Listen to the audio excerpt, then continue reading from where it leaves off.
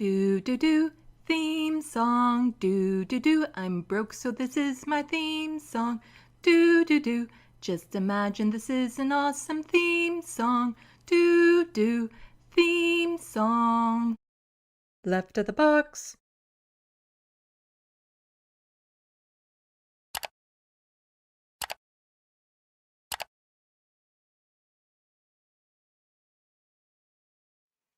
Hello, welcome to Left of the Box. Bonjour, bienvenue. I'm Sandy. I got a dangly bracelet. Okay. Welcome, everyone. As per usual, I would love if the producers in the SandBox let me know if the volume is okay, because it's spiking a lot, so it might be really loud. I'm actually going to turn it down just a bit. I don't like seeing all the red out of the corner of my eye. So welcome. Well, so far in the SandBox, we have Hunger Games 1989, Jet, Atticus Among Us, Hermeteorologist, and Mozart. Welcome. But Mozart has to go get some food and we'll be right back.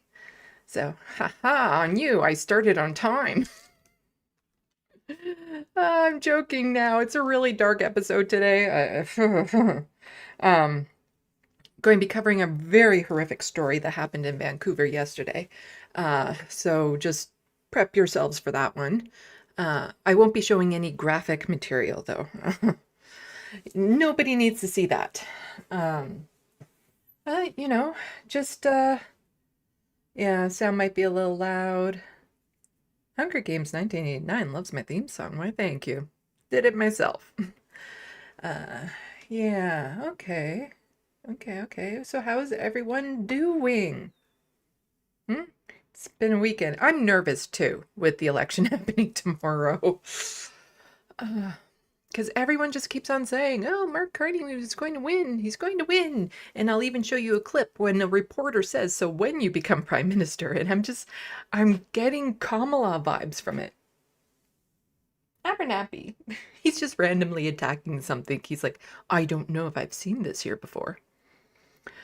So yeah, I'm getting kind of like Mark Carney vibes, or not Mark Carney, Kamala Harris vibes, where everyone thought it was a shoo-in that she was going to win, and everyone's so excited and hopeful, and then Donald Trump comes in and still steamrolls over. So I'm worried.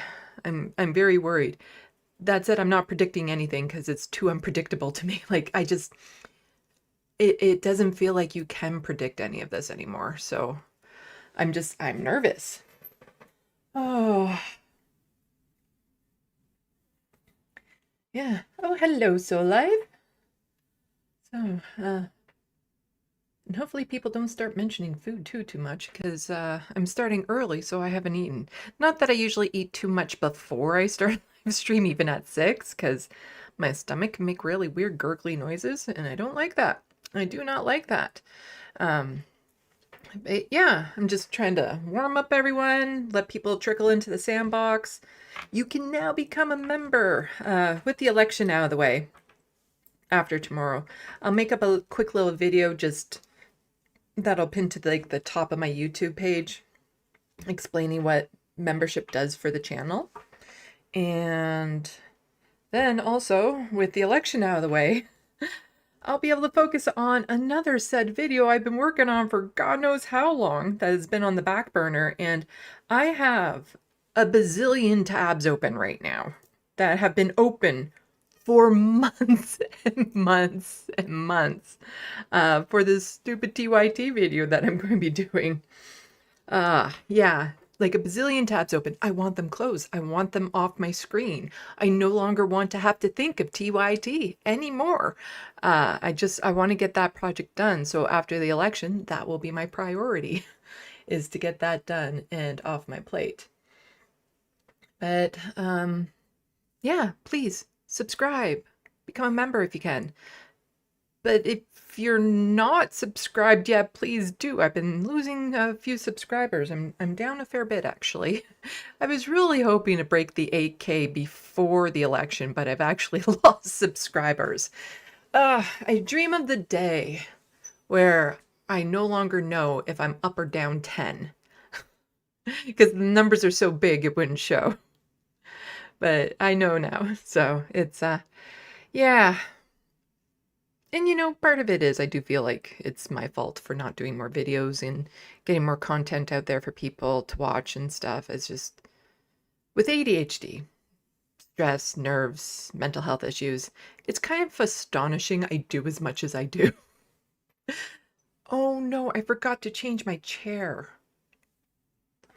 This one is more comfy, but it squeaks a lot.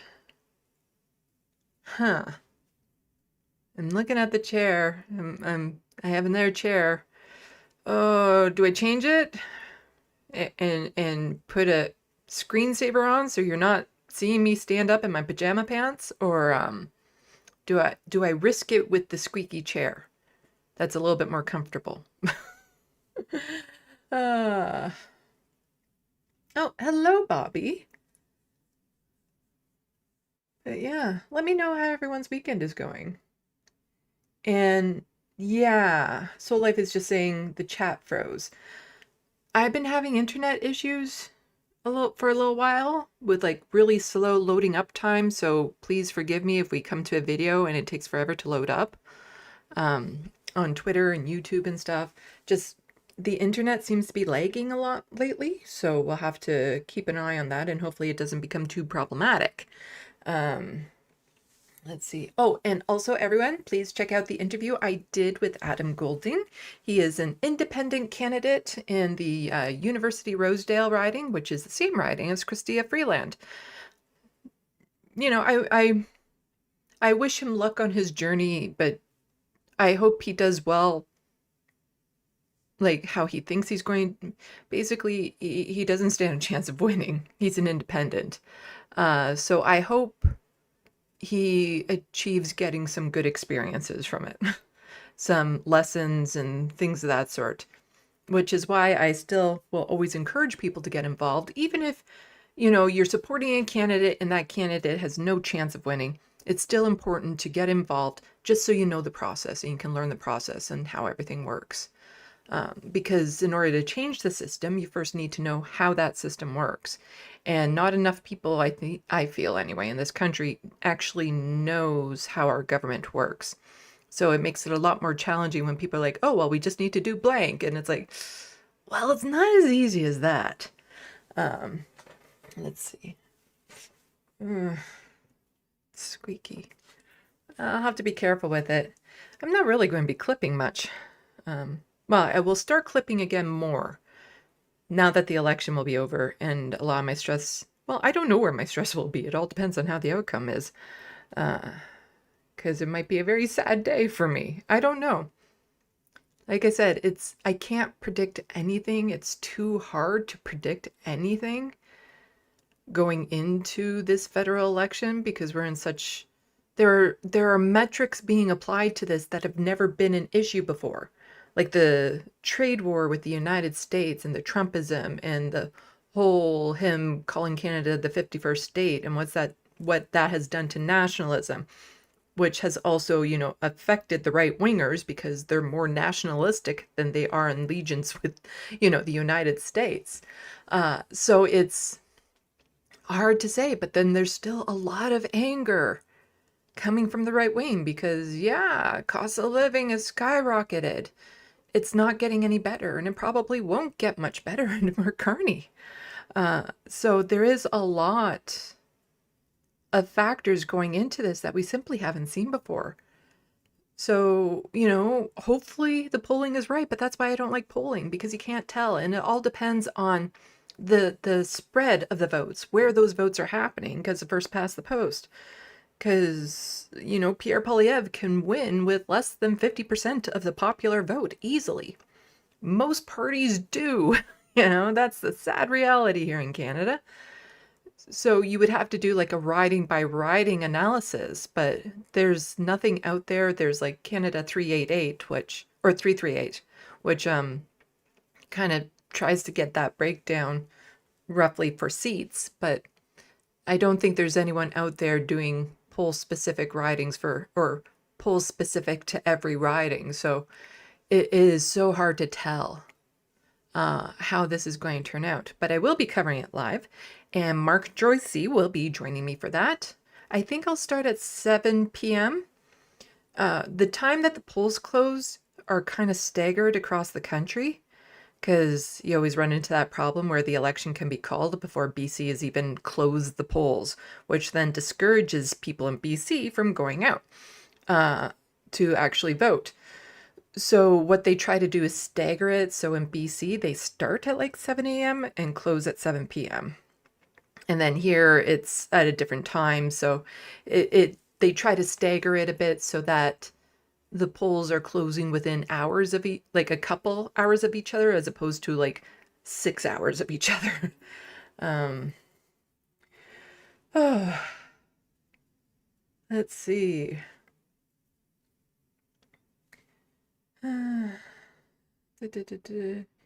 So life, even if it freezes on mobile too, YouTube really slacks on its Android app. Talking to Jet, and my browser usually crashes on fast chats if I'm there long enough. Yeah, I tried closing a whole bunch of extra tabs that I had open that I didn't really need for this, and what I think I'll do this time is normally I wait till after the show to close tabs. I'll start closing them down as we're going along. Like as I'm done a docket, I will close that docket. So then hopefully that will help with the speed. But Bobby says that they didn't hear my chair. I've heard it, but it's like, it's a weird phrase. It's one of those invisible noises where it just gets ignored because it's in the background so often. Something like when you're hearing a song on the radio, quite often there's the intake of air from the singer, before they belt out another tune, but most people automatically ignore that and they don't really hear it, even though it's there. But then once you do pick up on it, you can go into phases where it becomes really annoying. And I think with a creaky chair, as long as it's not too loud and too often, it will just turn into like one of those invisible ignored noises. It's just, I would really notice it when I was like editing videos and trying to clip them and be like, I can hear the chair squeak. So yeah. Let's see. Atticus Among Us. Never tried watching on a TV, on a computer. Never tried watching on a computer. I always watch my YouTube on a computer, but when I'm in my living room, it's then attached to my TV. So I'm watching it on my TV through my computer. Hello to more from the 5. Hey, Sandy. Happy election eve to all who celebrate. Celebrate is a strong term for that. It's more like recognize.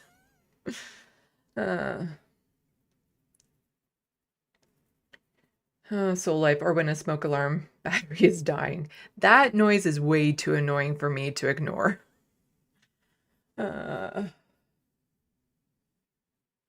Bobby, it's not that the other chair is uncomfortable, it's just this one is slightly more comfortable as far as office chairs go.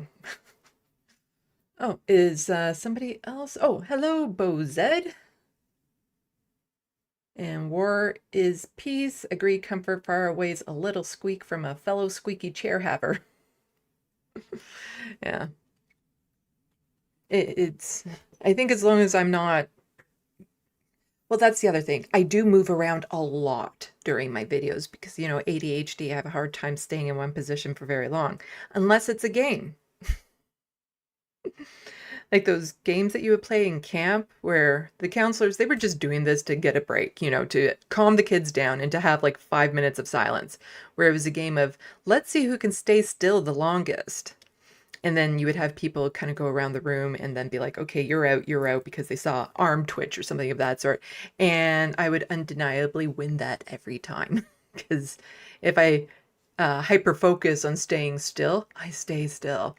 But it has to be something like that. I can't just sit here. And I also have a lot of issues with like pressure points. And so for me, a lot of positions will initially be comfortable, and then suddenly a pain will start to build up in a certain area, and it just keeps on increasing until I shift and move.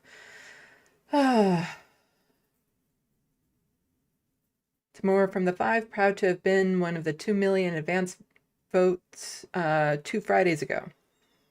Well, it's over 7 million advanced voters now, and I'm also one of those advanced voters. I've already voted so that I don't have to worry about getting out to the polls tomorrow. Because that's the thing. If you have the opportunity to vote early, it's always a good idea if you can, just so you don't have to worry about something coming up that day. So I have already voted. It was the longest I've had to wait to vote. Here in Canada, it was like 25 minutes. You Americans are probably being like, fuck you, right? Yes. Ooh, that was definitely squeaky there. The Normally you can just walk in and at most you're waiting for like 2 or 3 people in front of you, but this time it was a little bit crowded, and I think part of it is too, it wasn't like in a school gymnasium, so there was only a few spots where you could actually vote versus in a gymnasium where there's like 10 or 12 places where you can actually go and vote, so the line gets through a lot faster, and I think that's a lot to do with it. And just like looking at the crowd again, it's hard to say, and this is why I'm nervous still. There was a lot of advanced voters in the Ontario election. Doug Ford still won because it's not just people on the left who are coming out early, it's also people on the right. So it's, again, there's nothing that's a good indicator. Nothing. So it's going to be a bit nerve-wracking, I think, for me. But once Quebec and Ontario are called, we'll know. Well, we'll have a good idea anyway, unless they're so close that certain they need like tiebreaker seats type thing, because the bulk of the votes are in Ontario and Quebec, just given population.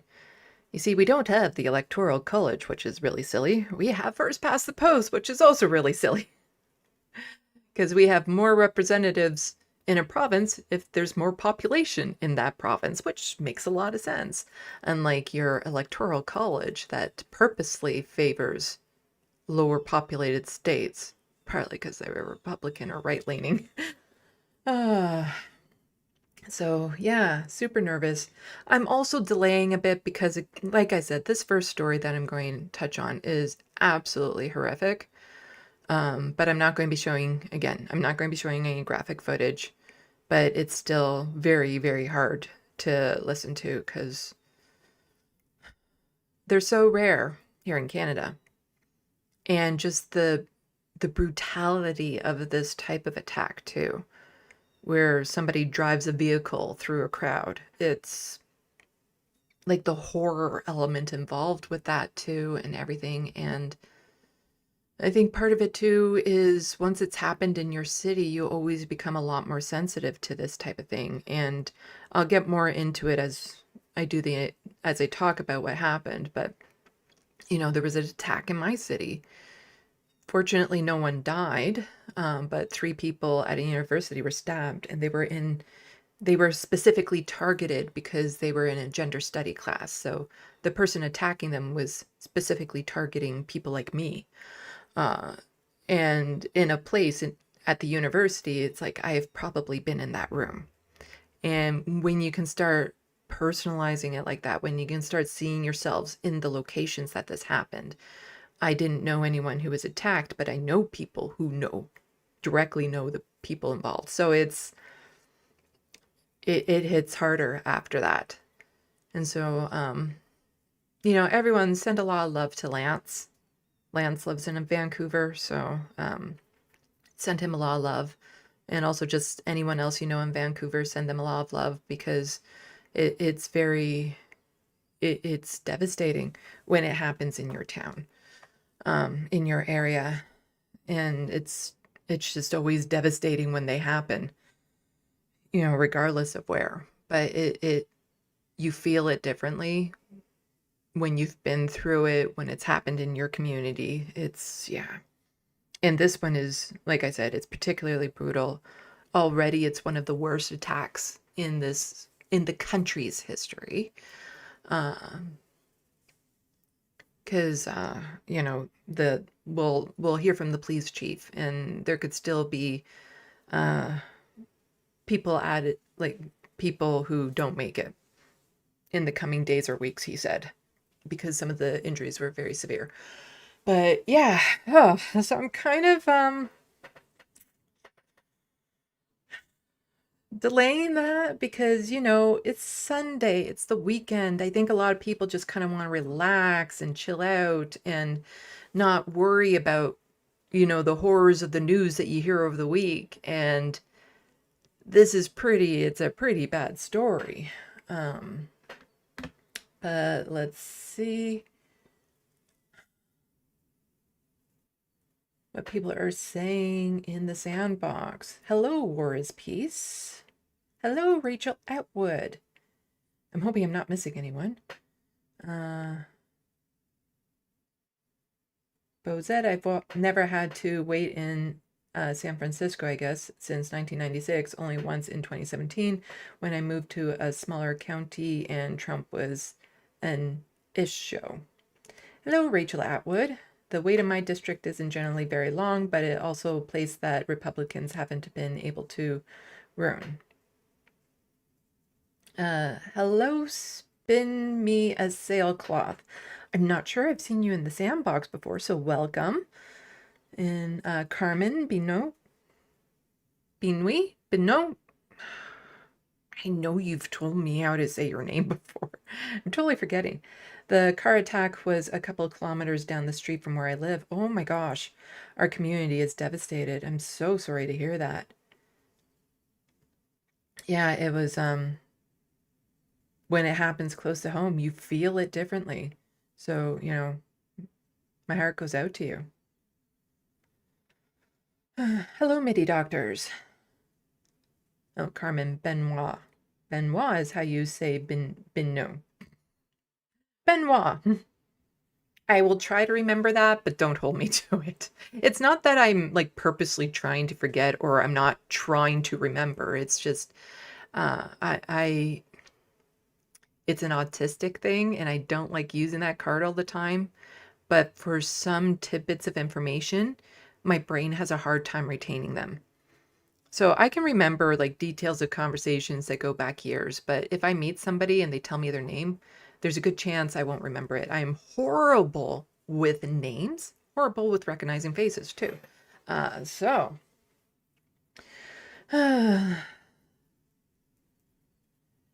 it's Carmen. So far, 11 people were killed in that attack. It's, again, very devastating, and I'm trying to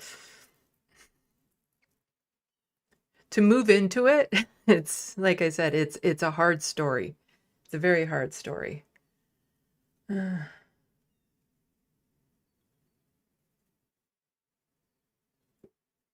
at least Carmen is charmed when I say Beno. I'm reading it very French, I think.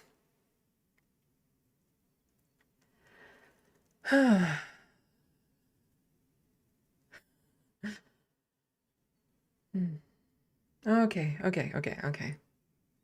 Enough delaying. I think we need to get into it.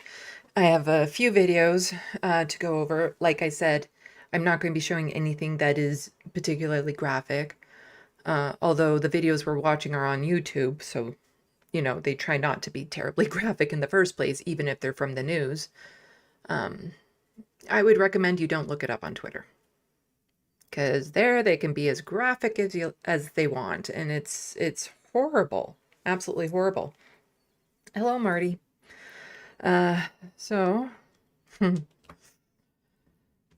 as I was saying, there was an attack in Vancouver in British Columbia, and it's already one of the country's worst attacks, at least in recent history as well. So far, 11 casualties. We're going to hear from the police chief. We're going to hear from a couple other places. I don't like getting into too much speculations or details at this point because the story is still unfolding. A lot of people online are saying, well, what about the suspect? What do we know? Is it a background? People are already making assumptions about it being like a terrorist attack. And in Canada, there tends to be a delay with that sort of information. And it's the police making sure they've got it right. They don't like jumping to conclusions. They want to take their time to make sure that they've investigated things thoroughly before they go to the cameras and say this was the apparent motive. Even when it comes right now to identifying the victims, they're not really releasing ages or anything, just mentioning that children are among them, because they're probably still waiting to contact all of the relatives of the victims, and they'll want to do that before they start releasing that sort of information so that people aren't learning about it on the news or worried about it on the news. If they see the attack happened and they have like a family member around that age or something who was like probably in that area. So there does tend to be a delay, and you know, people, again, they're saying terrorist attack. We don't know anything other than the person who was driving the van was a male and did it alone. Other than that, we don't know anything about him. I'd rather not speculate on it. You know, who he was, what his motives were. People are saying since it was a Filipino festival, then of course it was racism. But the police chief will mention that mental health issues were involved. So again, it is very, very difficult to try to figure out what was in the head of the suspect because we don't know anything about him yet. And it doesn't help anyone to speculate on that. Already, I'm sure online a lot of misinformation is being spread. I'd hate to see what the right wing is saying. Probably something, because they like to jump the gun and just accuse a trans person of doing it. There's going to be so much information, especially in the first 24 hours about it. So I'm sticking to reliable news sources and like mainstream media. And yeah, let's take it from there. So the first video is the police chief just giving an update on what happened. And this video was from 4 hours ago from Global News. Hunger Games 1989, the driver did survive. Apparently, people in the crowd were able to subdue him and hold him until the police got him. And let me know how the volume is on this as well.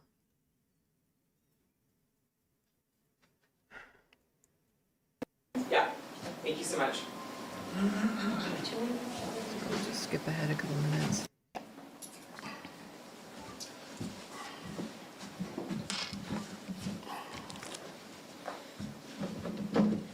Morning.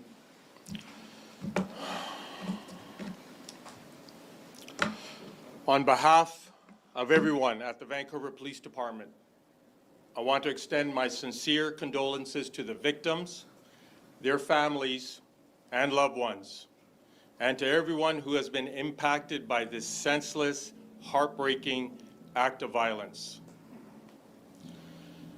This is the darkest day in our city's history. Last night, as thousands of members of Vancouver's Filipino community gathered for an important cultural celebration, the actions of a single person shattered our collective sense of safety.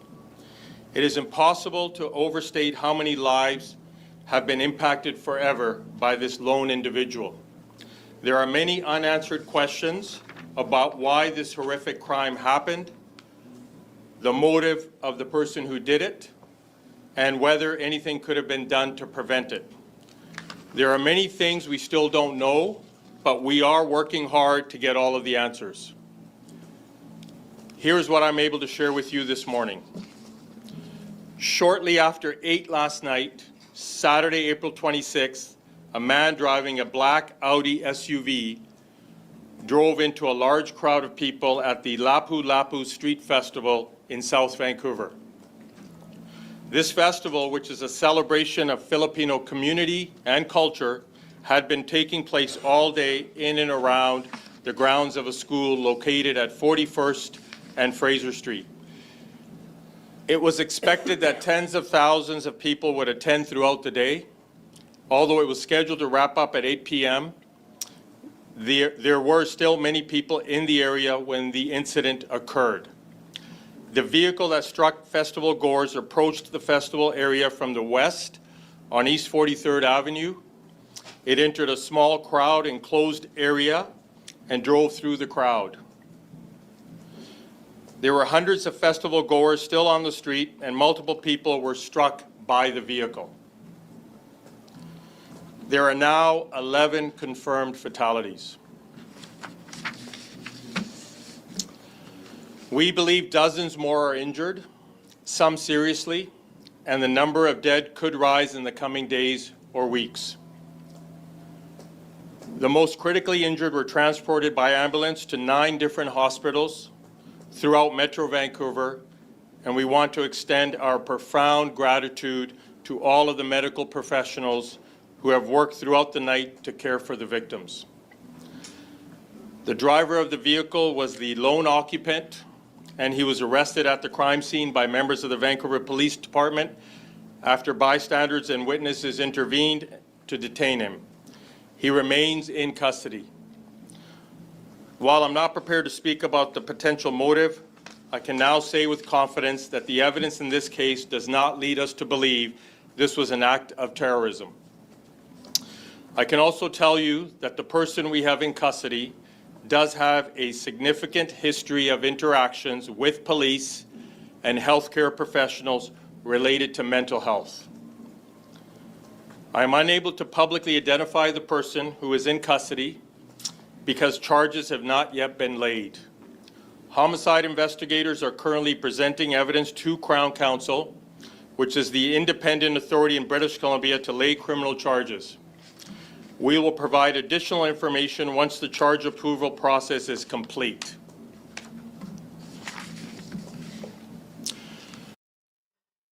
So again, it's very important to point out that a lot of information isn't being released because there are processes here in Canada. You can't just have the police go up and start saying things without, charges being laid, even though, like in this instance, there's a very good chance that the person that they have in custody is the person responsible for it. But they have to do more investigation to find out what kind of charges they're going to be laying. Waiting to find out if more people pass away from the attack to add to the charges. And, again, it is so devastating when something like this happens. But it is very important for people to not jump to conclusions, to not, stoke anger and fuel fires in other people. Assuming that it's this or that. It's okay to not know at this moment what happened. It's okay to not know the motives, because right now the focus should be the victims and, making sure that they're getting the care that they need. They're getting the support that they need. The motives, the reasoning, all of that will become available. We don't need to rush to conclusions. And yeah, it's very difficult to go over this story. And, there's always something about, it was a festival, a celebration, something joyous being destroyed like that. And it hasn't even been around for very long. We're going to go over it for a bit, but I think this was only the second time this festival happened. But yeah, just looking through the SandBox briefly before we get back to it. I don't know if Lance's wife is Filipino, but I do know Lance lives in Vancouver.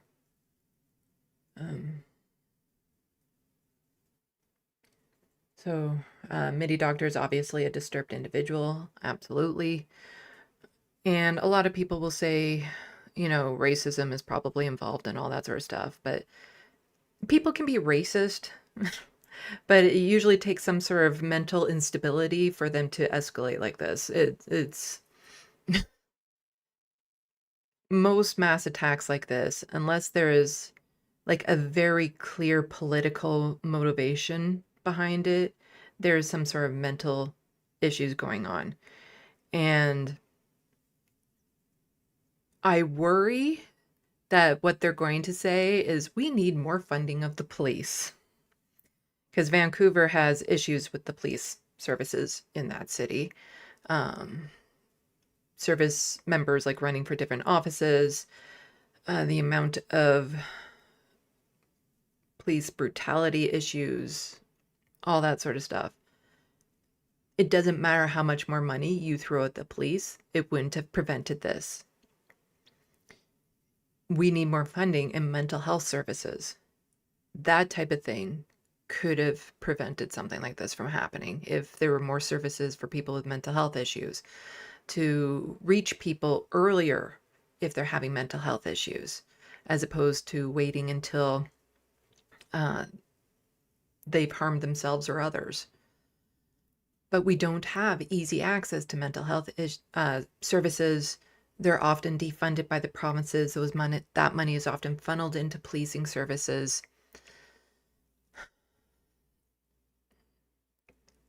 Again, he'll talk about it a bit more, but no amount of policing could have prevented this. They were cautious about it. All festivals like this, they're looked into to rate the threat levels, everything. And the person still found a way. And in order for it to be accessible to the public, it's going to be accessible to people who want to enact these horrific attacks. The thing to prevent it is to make sure that whoever that individual is gets mental health care before it escalates to this. I worry that the fallout is going to be what we need is more police instead of what we need is more mental health services.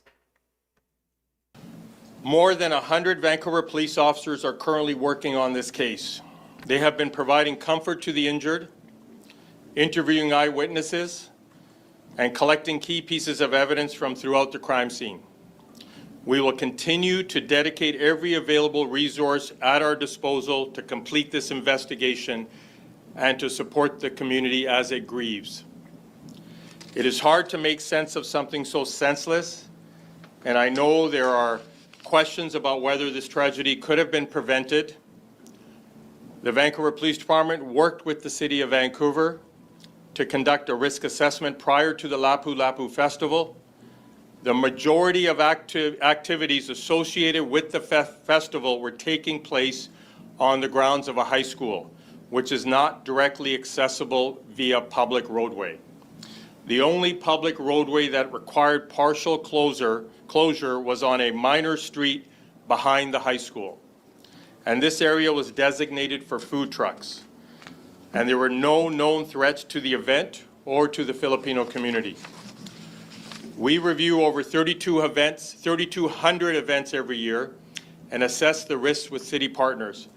This event was no exception. We determined through consultations with the City of Vancouver and festival organizers that dedicated police officers and heavy vehicle barricades would not be deployed at the festival site. While I'm confident the joint risk assessment and public safety plan was sound, we will be working with our partners at the City of Vancouver to review all of the circumstances surrounding the planning of this event. Today, our focus must be on the victims and their families, the community and our city, and the ongoing criminal investigation. In closing, I want to thank all of the emergency responders, including BC Ambulance Service, Vancouver Fire Rescue, all of the healthcare professionals throughout the region, our external policing partners and the RCMP, and BC Coroner Service. I want to offer my condolences to everyone impacted by these tragic circumstances. We are grieving with you. We're with you. A 24-hour assistance center has been established at the Douglas Park Community Center at 801 West 22nd Avenue in Vancouver.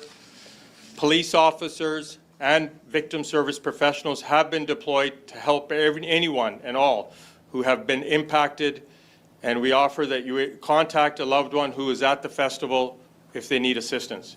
If you're not able to attend in person, please call 604-717-3321 and Victim Liaison Officer. I want to acknowledge everyone in the Vancouver Police Department who serve our community. Thank you, and I'll now take some questions. Is the suspect speaking to police? Are your officers able to have a conversation with them? We have, police have spoken with the individual. Yes. Okay. There's a bit of a lag, so when I hover over here, it's not necessarily going to let me stop the video right away. So then they just get into some questions from reporters, and the reporters are just kind of really wanting to know who this person is, but like he said earlier, that's not going to be released. So, let's see. Here's another video about it from CTV News. This is from 5 hours ago. Just some more information about what happened. Public safety analyst and former OPP Commissioner Chris Lewis. Chris, thanks very much for joining us this morning. Good morning, Roger. Police appear to be a bit, I guess, cautious. Is that the word in releasing information about what's going on? The fatalities, the death toll, they seem to take their time releasing that. Any reason why they might be doing that? Yeah, there's always an issue when there's such a thirst for knowledge, Roger, a tragedy like this, but police are still trying to get their facts in order before they start potentially wrongfully stating numbers or issues that might ultimately affect a trial down the road. There's somebody in custody here. The suspect is alive, so there's a whole judicial process to go through at some point, as well as making sure the families get the proper information from them, not through reporters and the media at large. And with that suspect in custody, how does that change the investigation? Well, it really is. The investigation will proceed exactly as it would have if the suspect was dead. The difference here is that they have a suspect alive that they can talk to. They can ultimately find out the motive potentially through the suspect. And then, of course, they have a trial process to go through as opposed to just cleaning up loose ends and ultimately putting a picture together. They have to have evidence to go to court, not just things that they can report on, but actually factual evidence gathered through professionals and through the entire investigative process. And what are some of the things they'll be looking for in this investigation? Well, the biggest thing, other than processing a scene and gathering video and doing all the forensic work and notifying families, and I mean, just a significant task, the big issue here is going to be motive. Why did this individual do what he did? Was it tied to terrorism? That'll be the number one question going through all sorts of minds. So the police have already indicated that they don't believe that this was a terrorist attack. Hello, Abernathy. Just got a cat deciding to jump up on my lap right now. Which would mean it would tie to some sort of political or religious cause, but ultimately that may well not be the case. Was it a mental health issue? Was it a specific attempt to kill somebody in that crowd, somebody specific? Or what was the reason behind all this? That's going to be the hugest factor for them to try and deal with. And with this situation, we've seen it happen before. When a driver goes through a festival like that, are there things that can be done to protect the people who are on the street enjoying themselves on a beautiful evening?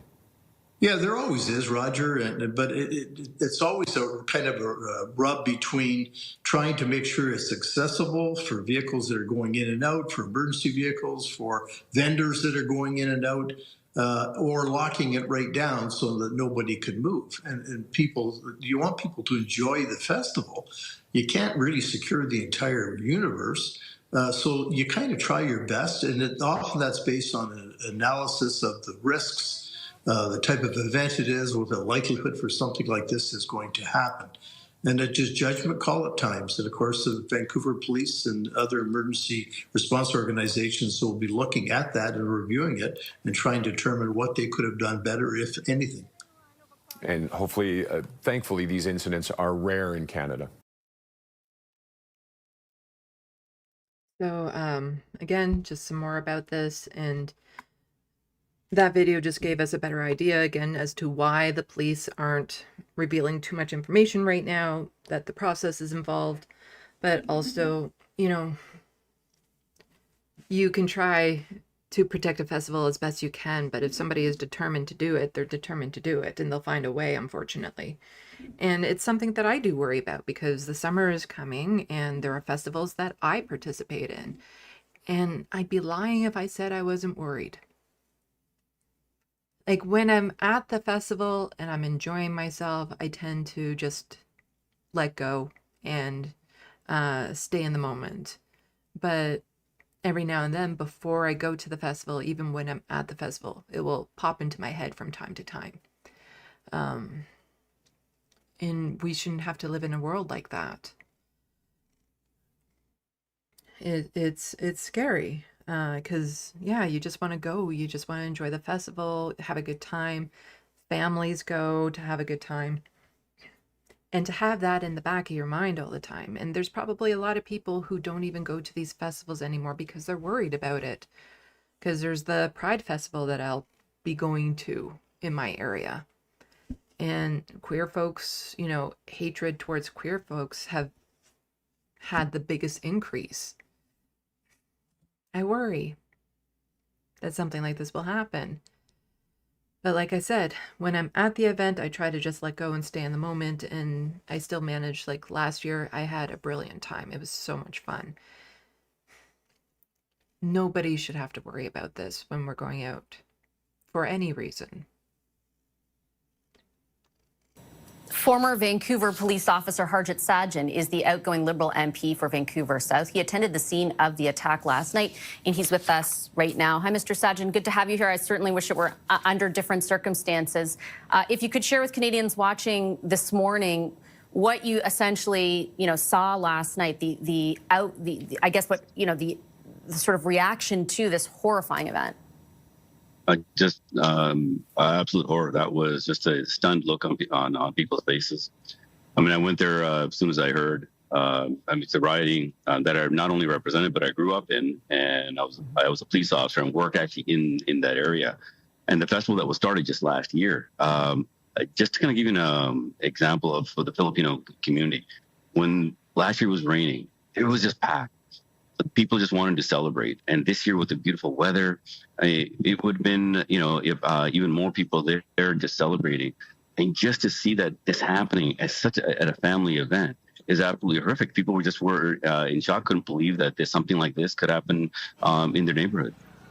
Yeah, the shock must have been palpable because of the nature of this attack. What were your conversations like with people? I imagine you were largely there to aim to, try in any way you can to comfort them. Oh, absolutely. I mean, I wanted the victims' families, the Filipino community, and the neighborhood of Vancouver South to know that we're going to be there for them. Just to be there, show solidarity. Obviously, there's a lot of questions that we have. But we need to be able to now come together. It's a very tight-knit community, very multicultural, very vibrant as well. And I spoke with the Vancouver police members as well, like some of the members who actually just were first on scene. And my heart goes out to them as well, who had witnessed and respond. We will get to the bottom of this, but right now the focus is just on the families, the victims, and the community itself. You mentioned your time as a police officer. You spent a long time with the Vancouver Police Department. Can you share any insight with people today on sort of what is happening behind the scenes with police at the moment? They do have somebody in custody. We expect them to update the public in a little while. They've said that they don't know the motive. They haven't identified a motive, but that they don't believe at this point that it's terrorism. Mark Carney, acting in his capacity as Prime Minister just a number of minutes ago, said also his national security advisor briefed him. They don't believe there's a threat to Canadians at this moment. How does all that information inform what you anticipate police are doing in their next steps? Well, first and foremost, the Vancouver police are going to give only the accurate information out. Mm-hmm. And when they came out to say that they don't believe that this is an act of terrorism, they've obviously come to that conclusion after a very thorough analysis. But one of the things that they will do is making sure that no stone is left unturned. I know that the whole crime scene, people literally walking right through the whole thing will be completely analyzed to making sure that all the information that is gathered. So whatever next steps that the Vancouver Police needs to make, that they have the necessary information. As we know that the one person has been arrested, and so there will be a very thorough investigation on that. But it is a very large crime scene. I'll be honest with you, it's the largest crime scene that I've seen, and I've been to many crime scenes in that neighborhood before. This is unfathomable. It's going to take some time. But as the acting chief of police had said, they're going to be putting all the resources to this, to making sure that the community gets the answers. But first and foremost, we just want to give our hearts goes out to the Filipino community at this moment. Yeah, just finally, Mr. Sajan, your message to them, because this wasn't just any street festival; it was a cultural event for the Filipino community. What is your message to them today? You know what? South Vancouver has, first of all, has been just a welcoming community. It welcomed my family. It's a vibrant. The multiculturalism evolves in that community. That we are going to get through this together. You're going to have the support. We are going to celebrate. Nothing is going to take that away from you. We're going to be there together.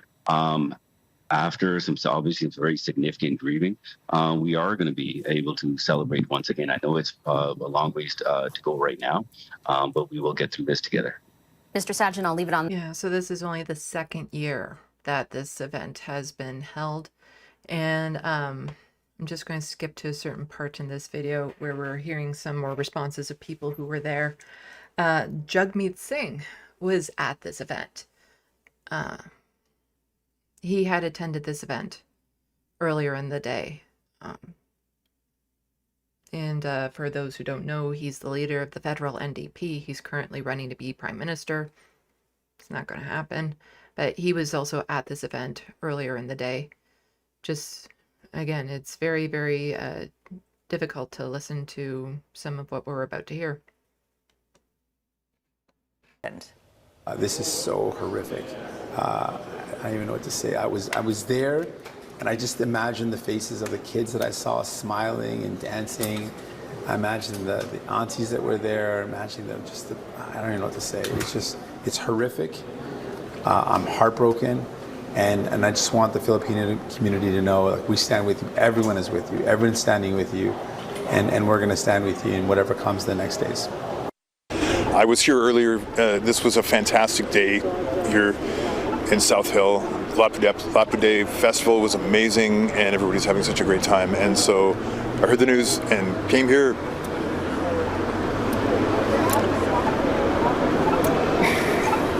Sounds like it's going to be a tragic day for the city. What are you feeling right now, bud? I'm pretty choked up.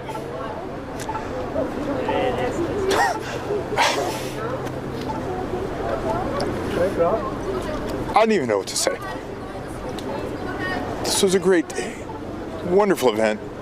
Huge community event.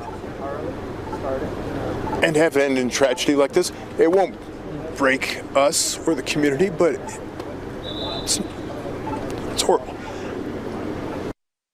For Kingsway, and there's probably about 2 or 3 square blocks of Filipino culture being expressed, and so I'm just I don't know what to say. I'm just devastated at what has happened. Apparently there's people who have died and a number of people injured, and by someone who drove a vehicle into the crowd, and I don't know more than that, but just I'm just grieving with the Filipino community today and the wider community at large. All right. And so this was from last night when they were talking about this. But I want to get into a little bit more about what this festival was. So the Lapu Lapu Festival.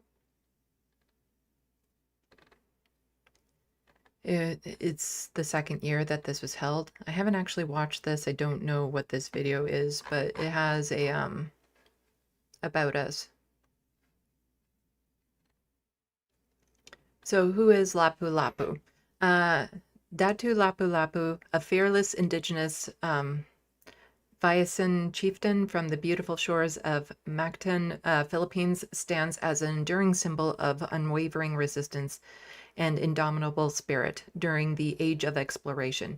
He is considered the first national hero of the Philippines, and his heroic legacy is deeply etched into the hearts of every Filipino. Lapu-Lapu was the first to rise against the tide of Spanish colonization, igniting a spark that would blaze brightly in the nation's history. In the year 1521, Portuguese explorer Ferdinand Mulligan set foot on Philippine soil with the grand ambition of bringing Christianity to these distant shores. Aligned with the local ruler, Raja Hamabon of Cebu, Mulligan sought to extend his influence, perceiving the mighty Datu Lapu-Lapu as a threat. But Lapu-Lapu, the steadfast guardian of his people's traditions, stood resolute, rejecting Mulligan's offer of friendship.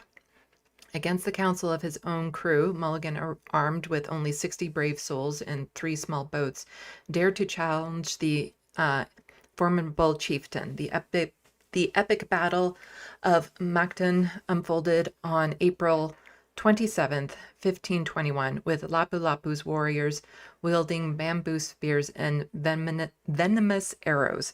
In the heat of the battle, Mulligan met his end, and the annals of history revealed a collective effort by Lapu-Lapu's forces rather than one man, one confrontation.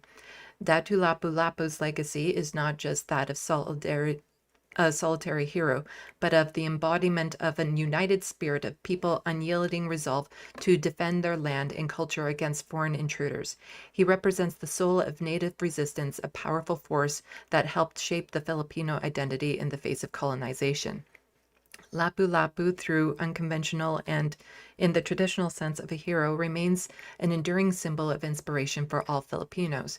He teaches us that the strength of a united people bound by a shared commitment to their heritage can withstand the challenge. His story reminds us that even against the overwhelming odds, the flame of resistance can burn brightly, lighting the way for future generations to proudly carry forward their cultural heritage and independence. And so what is Lapu-Lapu Day? On April 27th, 2023, a significant and heartfelt moment of recognition unfolded in the province of British Columbia as Lapu-Lapu was officially declared. Day was officially declared. This proclamation is a testament to the enduring legacy of Datu Lapu-Lapu, was received with great honor by Consul General Arlene T. Mango and the vibrant Filipino community. The proclamation, bearing the signatures of Lieutenant Governor Janet Austin and Attorneys General Nikki Sharma,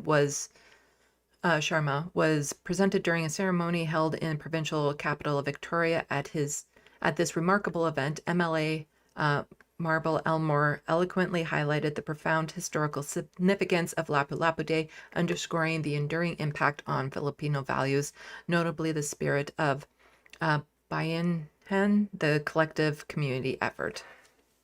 So the declaration not only honors the heroic legacy of Datu Lapu-Lapu, but also symbolizes the cultural harmony, mutual respect that thrive in province of British Columbia. It serves a powerful reminder that the lessons of history can bridge gaps, inspire unity, and strengthen the bonds of community, celebrating the rich tapestry of cultures that make up the beautiful mosaic of British Columbia and the Philippines alike. So already this attack has surpassed the attack that happened in Toronto, because back in 2018 there was a horrific van attack in Toronto, and in that attack 11 people were killed, and that was done by somebody who is an incel. And as the police chief was saying, there could be more victims passing away from this brutal attack. Like, I can't even imagine the horror of that. The just, yeah, how graphic it is, how it's going to be singed into the minds and memories, and emotions of people for the rest of their lives. And like I said, you become a lot more sensitive to these because you're always sensitive. Like, I know a lot of people, you're always sensitive to these types of attacks when they happen because we're caring human beings. When it hits home, though, it feels different because it violated your space, your personal bubble, your place where you felt safe no longer feels safe. And so it's very violating in that aspect as well. And it's like it tries to take away your sense of security of your community. And yeah, my heart goes out to everyone who was there, who was impacted by it in any way whatsoever. I can't imagine how absolutely horrific that would have been. But in the days to come, I'm sure we'll find out more about the suspect. We'll find out more about the victims. And we'll learn more about the motive, what caused this. Yeah, just absolutely tragic story. Okay, just going to check the SandBox. There seems to be some back and forth about Pierre Polyev and Mark Kearney. I'll save on, if you want to talk about that, great. I'm going to be covering that, but for now I'm just going to be focusing on comments that are related to the story I just had.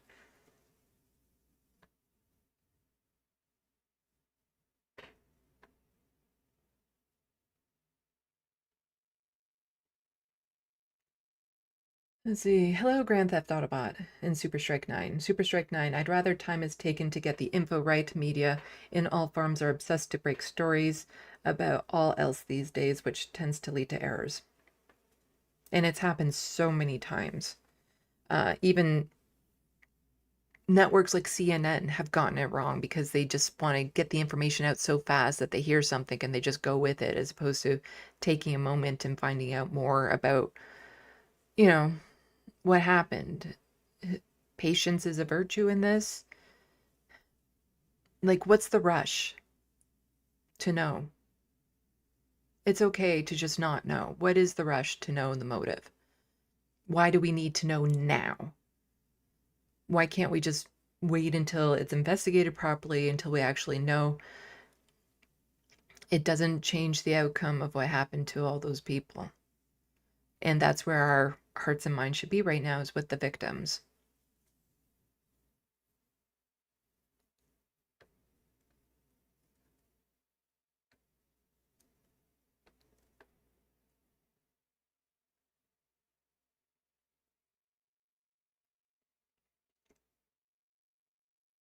So, Life, I'm eager to hear what they find out about this guy. Yeah, we have no idea. Like, it could have... People are jumping to racism, but who's to say it wasn't somebody from that community that was upset with somebody else in that community, or the politics of why that day was, like, maybe the festival itself was targeted, or maybe it was just a convenient target for someone. Like, there's so many dark possibilities as to the motive. It's just important to be okay with not knowing for now. I'd rather not know than hear lies about it.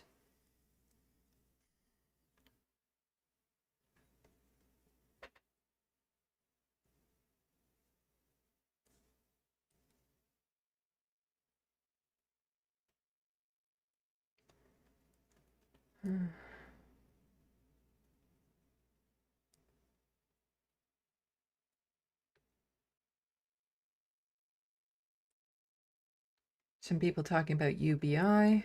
I'm generally a supporter of it, but it all depends on how it's implemented.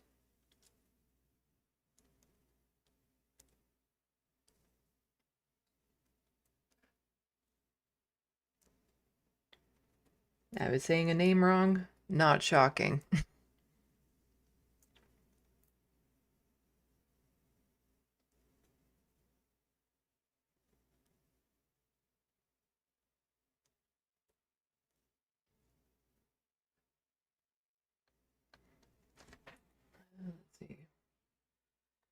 Super Strike 9, the truth and victims are what really matters most.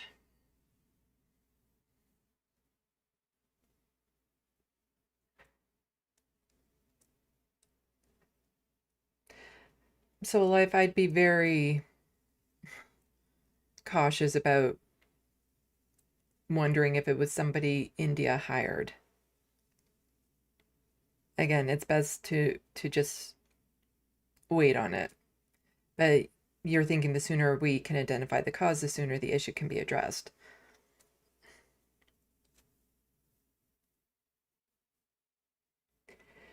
It is, yeah, it is just a horrible, horrible situation. War is peace. The survivors especially need our attention, not the murderer. Hello, Mark Boyd. And I will be updating people. It was an SUV, Rachel. I will be updating people in my next news live stream. So I will be doing a live stream tomorrow, but that will be about the election. If there is a massive update about this story by then, I'll mention it during that.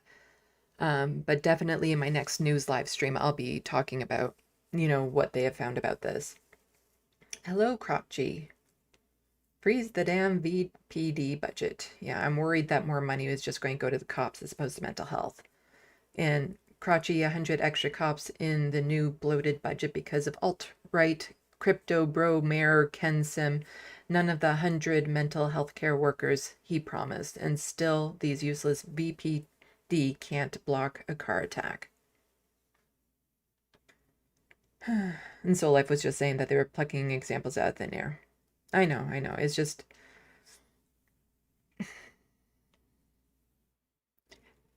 I don't think it matters too much if we address an issue a day or two earlier.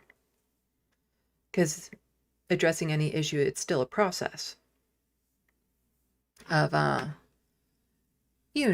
nothing... Addressing the issue won't happen quickly. I know in Canada we do quite often. If there's a reason to enact a law around it, there is a law acted around it, but that takes time because when there has been mass shooting events, more gun restrictions have come in. So if appropriate, I'm fairly certain that some sort of law will be implemented to try to prevent something like this in the future, or more investigation into certain areas. But really, we need more services in mental health. That's where the money should be going, not towards the police budget, but towards mental health services. Okay, I closed all those tabs, so hopefully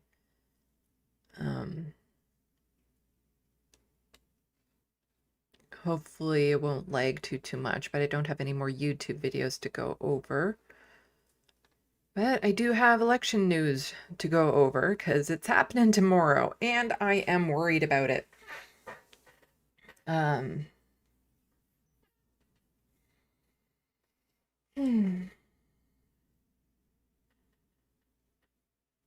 seen some things on Twitter about the vehicle. Again, just don't...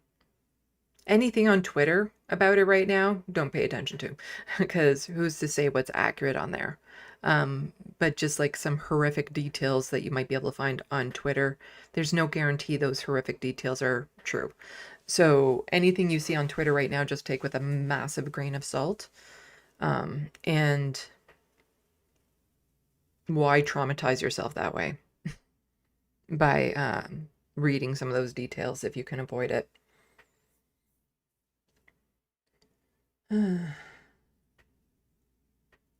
I so had the urge to call you crotchety again, Crotchy. That's what you get for waiting over a year to correct me on how to say your name. Oh, okay. Time to transition into a completely different topic. So, I'll do like a little bit of a filler. Remind you guys, you're on Left of the Box. Subscribe to my channel if you haven't already. Even if you're those Pierre Poilievre people, subscribe to my channel because I cover a lot of him and you might be curious to know what the other side thinks. about who he is and his policies. It's useful information to know. I tend to know because I'm on Twitter, and that's where all of his ideology lies. We'll be getting into some of that, actually. But yeah, please subscribe to my channel. I was really hoping to break 8K by the election. Probably not going to happen unless I get a shout out on the majority report. I'm going to be trying to call in again on Monday to talk about the election and the importance of voting.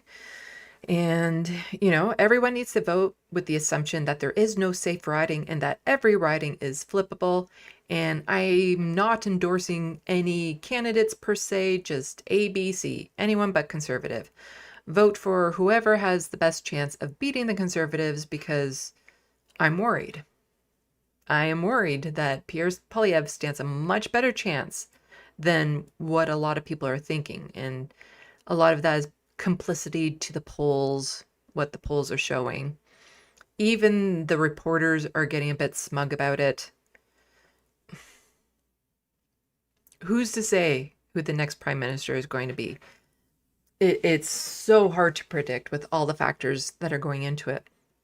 I'm just worried that we have a Kamala Harris situation on our hand where everyone had so much hope and it's like, oh, finally an adult in the room and, you know, somebody who's reasonable and all this sort of stuff. And yet Donald Trump still won.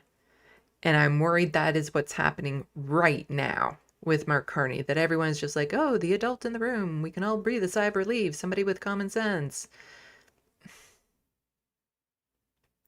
Those right-wingers, anger is a very strong motivating emotion, and it gets people out to the polls.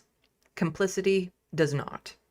You know, just thinking everything's fine, oh, well, Mark Carney's going to win, that does not get people out to the polls. Anger does. So, you know, for every one voter for Carney, there's going to be 3 voters for Pierre Poilievre. So even if you're not a fan of Mark Carney, vote for what you want to fight for over the next 4 years. Under Mark Carney, do I think he's going to be a great prime minister? No. There's going to be lots of austerity. He's a neoliberal to the core. He's going to benefit a lot of corporations, things of that sort. But with him, we're going to be fighting to improve our situation. Under Pierre Poilievre, we're going to be fighting to maintain our rights, which is a very different fight. And I'd much rather the fight under Mark Carney. Because if I'm busy trying to maintain my ability to have my gender marker on my passport, to maintain rights over to what happens to my body, to fight for the rights of people when it comes to bail reform, to make sure that they aren't unjustly being put behind bars. I'm not going to be fighting for socialized housing. You know, that's the thing. You have to, it's Mark Carney at a bare minimum will maintain status quo. And a lot of people think, well, that's horrible. And it's not great, but I'd much rather be fighting from that ledge than fighting from like a ledge that is plummeting down into the depths of hell. Oh. Super Strike 9, left of the box, greed. I think it's closer. We must not go down the same route as America. Absolutely. And Super Strike 9 is also hoping MR takes my call. Well, if enough people say, hey, 519, pick up. Left of the box is on the phone. They might do it if enough people bug them. That's if they open up phone lines. Like, that's the thing. They might not even be opening up phone lines tomorrow. So then all I can do is I am the show and hope that they read that. But again, it's a crapshoot because they're a victim of their own success. The volume of IMs that they get, the volumes of people calling in the phone system they get, it's because I will try to call in if they open up phone lines. The trick is that it's very anxiety inducing for me too. You have to be calling every couple minutes before they even announce it because there's a lag. And so by the time he announces phone lines are open, you only have about 15 seconds before they're full because there were people who were just randomly calling in. And so the phone lines were open before you hear the announcement of it. And so they're already filling up by the time he announces it. So even if you are a minute late in calling into the phone lines, it'll be full. And I've run into that before. And so I'm sitting there like every couple minutes, I'll be, dialing and it's like, the phone lines are not open right now. It's like, it's very, very stressful. And then just waiting and waiting on the phone. And then hearing an area code that is very close to mine, but not mine. So hopefully they open it up and we can get through. Rachel Atwood, yeah, it's exhausting trying to get on the phone. Grand Theft Autobot, Alex Jones endorsed Polyev. Enough said. War is Peace, 519, you say? Yes, that is my area code. It covers a large swath of Ontario. Crouchy, the I am Zionist that Trudeau did would also be a test of if Carney would just be like Trudeau. Hello, Mozart. That's what Majority Report does. Rachel Atwood, not even every couple minutes, every few seconds. You get 30 seconds, really. It depends on the delay of the day, but the delay is usually between 20 and 30 seconds, I've counted. Because when you're on the phone, you can count because they'll start a clip, and so I start counting before the clip shows up on the screen. Oh, hello, John Martinez. It's been a while since I've seen you in the SandBox.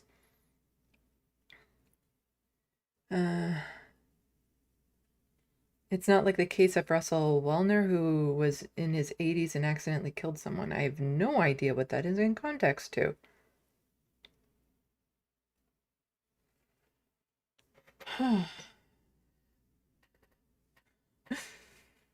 Yes, I was talking about M.R. Mozart, just trying the difficulties of trying to get through, but I would really like to get through so that I can announce that I am covering the election live on my show tomorrow night.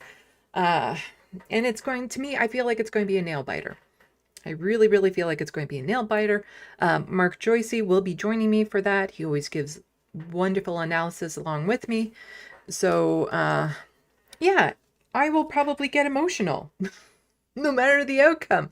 Emotional through relief, because it's not Polyev, or emotional through absolute horror that it is Polyev. So it's going to be a night, and I wish I did more drugs or something to calm me down. I don't have medication for anxiety, unfortunately, and I really, really wish I did, and I really wish I found, like, I've tried some stuff, and it doesn't do anything for my anxiety, unfortunately. Oh. John Martinez talking about the deaths in Vancouver. Mozart, I pre-clipped my nails in anticipation. Yeah, I have my nails done up nice, and they've been done up nice for a long time, and the nail polish is holding out, and I really hope that they still hold out a little bit longer, so I have to be careful not to start picking at it.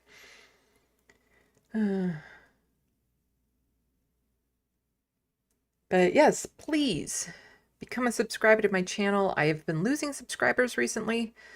It'd be nice to turn that around. Also, you can become a member of my channel. Feldspar, granite, or quartz. Those are all elements of sand. I've done that intentionally because of the SandBox. And I will be making a video about the perks of being a member on my channel, which is you just get to know that you're helping a channel when it comes down to it, because I want the SandBox to be a place that everyone can participate in regardless of finances. So anyone who can become a member, what you're doing is helping to subsidize this channel and all the people who live with poverty who need a more inclusive space. Because the more members I get, the less stress I will feel, because that's a higher income for me. And the higher income I get, the less stress I get, which means I can produce more content, because the more stressed I am, the harder it is for me to produce content. So I will have members streams, and those are streams that will be done because of members, because of their support, that has made it so my stress has gone down to a point where I can do these extra streams. And there'll be streams like more maybe focused on a specific topic and not just a general news stream. But it will be open to everyone, because again, I don't want anyone excluded from the community because of finances. As somebody who suffers with poverty, there are too many spaces already where that is the case, where you're not included because of poverty, because you just simply can't afford to. And yeah, so I am definitely like, if YouTube have the option of giving away free memberships, then I would do that. But I've looked into it and it doesn't look like you can. And it is important to become a member if you can, because then YouTube will like my channel better. It will do better in the algorithms. So there's all of that. I'll be making a video about it and posting it. Let's see. But how about we get into the election happening tomorrow? So some news clips and stuff on it, just some information, good reminders that voting does matter. It does matter. Again, in Ontario, there was one riding that flipped for NDP by 4 votes. They won by 4 votes. And, you know, that single riding wasn't enough, but there was 8 other ridings where if a handful more people have come out, the Conservatives would have lost. Didn't matter too much in this election, but this election might be close enough where 8 ridings make that difference. So it is so important, because people keep on thinking first past the post, there's no point. It doesn't matter. It actually really does matter, because if 4 votes can flip a riding and 4 ridings can flip a majority situation, it matters. It really does matter. Okay, so let's get into the news. Now, I will be getting into a very difficult story within this as we go along, so there's going to be more content warnings as we go along. But right now, it's just more of Pierre Poilievre saying he'll end woke ideology, and people pointing out he isn't actually saying what he means. You know, Pierre Poilievre, who definitely is not Donald Trump, who definitely isn't trying to play by Donald Trump's playbook, constantly refers to woke ideology, saying that it's bad without actually clarifying what he means, and he'll just start rambling about the lost liberal years over the past 10 years without, you know, any sort of like concrete explanation as to what he means by this. Because if he actually had to spell it out, then that puts parameters around what he means, which means if he steps outside of those parameters, people can be like, well, you said. Whereas if he leaves it vague, he can apply it to pretty much anything he wants, which again is part of the reason why his criminal reform that he wants to use the notwithstanding clause for is so problematic, because he's leaving it vague so that he can apply it to whatever he wants in the future. Again, he is looking to strip away our rights. I don't think people are aware of how bad it would get under Pierre Poilievre. Like, everything we are seeing in the States right now can happen here. Because Pierre Poilievre has also said that he wants to deport international students if they're participating in protests he doesn't like. It will happen here if he gets into power. But from CTV News, Pierre Poilievre is vowing to eliminate woke ideology from the public services, federal funding for university research and military culture. Sound familiar? Sound familiar? Yeah, so any university that is maybe pro-Palestinian, they're not going to get any more money. In military culture, I wonder what he could mean by that. Huh. Like what we're seeing in the States right now with trans military members being kicked out. That's what it means to be woke, apparently, is to be inclusive. But what does he mean by woke exactly? The conservative leader doesn't seem keen to define the term. When asked recently to explain what he considers woke, Pierre Poilievre gave a nearly 2-minute answer that touched on most of his campaign talking points. Very simply, after a lost little decade of dividing Canadians, turning people against each other, and weakening our armed forces, we need to put Canada first. And so he's implying that somehow maybe queer folks and women are weakening our armed forces. The group most responsible for turning people against each other is actually the right wing. So woke criminal justice agenda and woke agenda and spending. And he's just saying the fact that, you know, there's parole offered to certain people. He wants to do the 3 strikes you're out, which will disproportionately affect Indigenous peoples because they are disproportionately targeted by law enforcement. It's not going to be good under him if he becomes prime minister. And that is going to be a massive fight that we will all have to be involved in. Poilievre has threatened to pull back federal funding from universities over alleged ideological slant. On March 26, when party leaders released its Quebec platform, he said conservative government would put an end to the imposition of woke ideology in federal civil service and the allocation of federal funds for university research. I covered this when he was talking about it. The Canadian Association of University Teachers has said it's alarmed by the suggestion of political interference in a well-established independent process for allocating federal grants through peer review. When you get politicians saying they're going to come in and interfere with this on some basis of, I don't know, ideological issues or political expediency, it's the concern, said Peter McInnes, the association's president. He said the word woke is now so vague it can mean anything. It just means things that they don't agree with. McInnes said he worries about the spread of anti-intellectualism driven by the administration of U.S. President Donald Trump, and warned that the trend threatens to undermine universities and colleges and discredit expert knowledge. You can see the concrete attacks against the whole slew of American university by the Trump administration, he said. So anything like that happening in Canada would be very destructive. Union imposes anti-DEI pledges. Sharon D'Souza, National President of Public Services Alliance of Canada, released a statement recently outlining the union's oppositions to pledges by both the Conservatives and Bloc Québécois this federal election to defund equity, diversity, and inclusion in public services. Yeah, Bloc Québécois. I had Dan and Bam on to watch the leaders debate, and it really is funny because you have somebody who is Yves François Blanchet, very racist, but also cares about the environment. It's quite the dichotomy in that one. We're actually going to talk a bit more about him in the future. I usually don't talk about him too much because the Bloc Québécois will never form government because they don't really have seats outside of Quebec. They might have like 1 or 2 in Ontario and New Brunswick, but it's a party for Quebec. We have already seen widespread harm caused by Trump's attacks on DEI initiatives, worker rights, and public services in the U.S., said D'Souza. In its platform, the Bloc says while it aims for greater participation of minority in public institutions, it will propose abolishing equity, diversity, and inclusion criteria in federal government since they create exclusion and are unsuitable for the realities of Quebec and its regions. Says the province that has banned any sort of religious symbols from being worn by public service workers.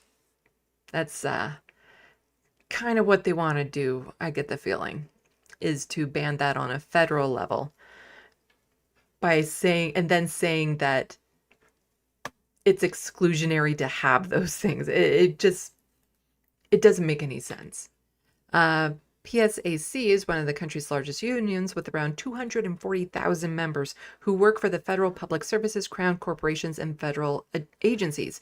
D'Souza's statement said equity, diversity, and inclusion initiatives ensure the public service reflects Canada's population through critical programs and services that are designed with every individual in mind and can respond to everyone's unique needs.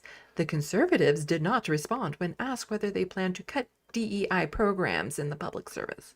Yeah, they will. Let's skip down a bit. What is warrior culture? When asked to define woke culture and warrior culture, I haven't been hearing that too much. Before the election campaign began, a spokesperson for the Conservatives sent a lengthy statement attributed to James Beeson, the party's former defense critic. Restoring warrior culture means upholding the proud traditions of our armed forces. That's some dark undertones there. Honoring those who made the ultimate sacrifice for our country and restoring focus on the number one job of Canadian forces, maintaining a capable fighting force to defend our country and our people from foreign threats and aggression. Right now, our biggest foreign threat is the United States. And I don't think a larger military will help in that situation. Or some sort of warrior culture. Like, that's just, to me, it's just saying toxic masculinity, like just reeking of misogyny, armed forces. That doesn't bode well, and our military has been responsible for some pretty horrific things. The statement also said the Conservatives stand against sexual assault, sexual misconduct, racism, and discrimination in the military or anywhere, and pointed to numerous instances of Conservatives criticizing the Liberal government's handling of sexual misconduct scandal. They will only criticize that, the Conservatives would only criticize that because the Liberals were in power. And there was a huge scandal about that. And eliminating any sort of DEI programming and stuff doesn't help with the misconduct and sexual assault and racism and discrimination in the armed forces. Getting rid of DEI won't help that. It will make it worse. It will make it worse. The statement did not directly answer questions whether Conservative government would follow the Trump administration's example by ending DEI policies. Trump has sought to ban transgender people from joining the military. His Defense Secretary Pete Hegseth has been criticized for saying in the past that women should not serve in combat roles. Yeah. So, again, for somebody who claims to, or is trying to distance himself from Trump right now, it's a little too late on Pierre Poilievre's end. He's tied to Trump. All of his slogans, his branding, his platform, it's all reeking of Trump's aroma, which I don't even want to imagine what that would be like. Ew. Mix of like stale cheese and other gross. Nobody in the SandBox better describe what they think that aroma would be. Oh, and let's make this a bit bigger. So this person just saying, this reeks of desperation. First of all, I didn't know we elected politicians for 15-year terms because we don't. Canadians will never have to forage for food. What's next? They're eating cats and dogs. So this is something that Pierre Poilievre said recently, that again, it's hard to distance yourself from Trump when you're spreading so much misinformation. And as we will get to, not shockingly, the Conservative Party is the biggest spreader of misinformation in the country, or conservative-related groups. Basically, it's the right wing. It's the right wing, and they support Pierre Poilievre. So let's hear what Pierre Poilievre is saying in this little news clip here. Their entire campaign is based on making you forget what happened over the last 10 years of Liberal government, and forget what will happen in the next 15 years if you read this report that was just leaked out that says that Canadians will be forced to forage on public lands for food if things continue on the current Liberal track. So it's not surprising that Liberals would want to shut out discussion on their entire...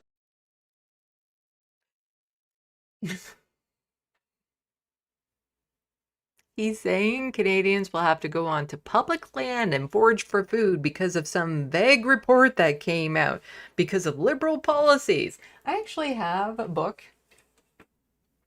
I got when I was a teenager.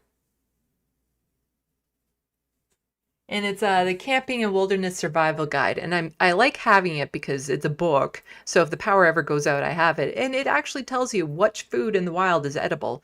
And there's fiddleheads, which can be very tasty. There's different types of mushrooms, but I don't like mushrooms. But this is the idea. Like, again, this is the fear mongering. It's the they're going to make you eat bugs type thing. Absolutely ridiculous that somebody who's trying to be Prime Minister of this country is spreading this level of misinformation. And, well, Mark Carney was asked about that. And so I don't need to read the quotes because he says what's in the quotes. Althea Raj, the Toronto Star. Polls suggest that you're on your way to majority government, but not with more than 50% of Canadians voting for you. So I'd like to ask you And I know that is super quiet, and I keep on forgetting to put the plugin in this browser in Firefox to have the volume thing because I only think about it while I'm on stream, and I don't want to attempt to put in a plugin while I'm on stream. So I'll try to repeat what the reporter is asking. Polls suggest that you're on your way to majority government, but polls suggest that you're on your way to majority government, not with more than 50% of Canadians voting for you. So I'd like to ask you a double-barreled but it won't be with more than 50% of Canadians. question, if I can. Sure. Do you think it's fair that you could possibly obtain a very strong majority mandate with less than a majority of the country voting? Do you think it's fair that you can have a majority mandate with less than the majority of the country? So basically, how are you going to reach out to the Poilievre supporters, the people who voted for Poilievre? For you. And we've seen in the last week you sharpening your attacks against Pierre Poilievre. We saw the crowd boo this morning. We saw them boo last night. We've seen the Conservative leader also sharpen his attack, suggest that Liberals don't want people to own a house. They want people foraging for their food, or they believe that the Liberal future means that you will be foraging for our food. If you do win on Monday. And so she was just saying that the Conservatives have sharpened their attacks, saying that, you know, housing prices and then that Canadians will have to forage for food. And he's like, oh, is that right? Wow. What will you do to reach out to all the millions of people who will have voted for Pierre Poilievre? So what will you do to reach out to all the millions of people who voted for Pierre Poilievre? Well, they're not going to have to forage for food. Look. Okay, this one is just absolutely ridiculously quiet. So I am going to do what I just said I wouldn't do. And I'm going to see if I can find the plugin because I totally meant to do that before stream. I have it on my Google Chrome, but not on this one. I suppose I could just toss this over to Google Chrome. That is easier if I open up this tab in Google Chrome. Because there I have a master volume. It's just I've been using it less because something to do with my favorite ad blocker not being able to be used on it anymore.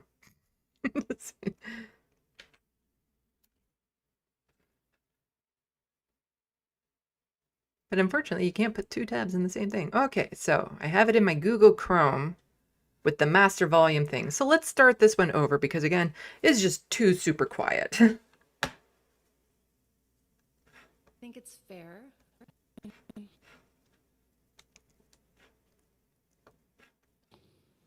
Althea Raj, the Toronto Star. Polls suggest that you're on your way to majority government, but not with more than 50% of Canadians voting for you. So I'd like to ask you a double-barreled question, if I can. Sure. Do you think it's fair that you could possibly obtain a very strong majority mandate with less than a majority of the country voting for you? And we've seen in the last week you sharpening your attacks against Pierre Poilievre. We saw the crowd boo this morning. We saw them boo last night. We've seen the Conservative leader also sharpen his attack, suggest that Liberals don't want people to own a house.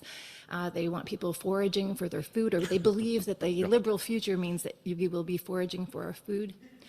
If you do win on Monday, what will you do to reach out to all the millions of people who will have voted for Pierre Poilievre? Well, they're not going to have to forage for food. Look, I'm running to be Prime Minister of the country. I'm doing everything I can to be as transparent as I can about what we will do if we gain the confidence of Canadians under our system.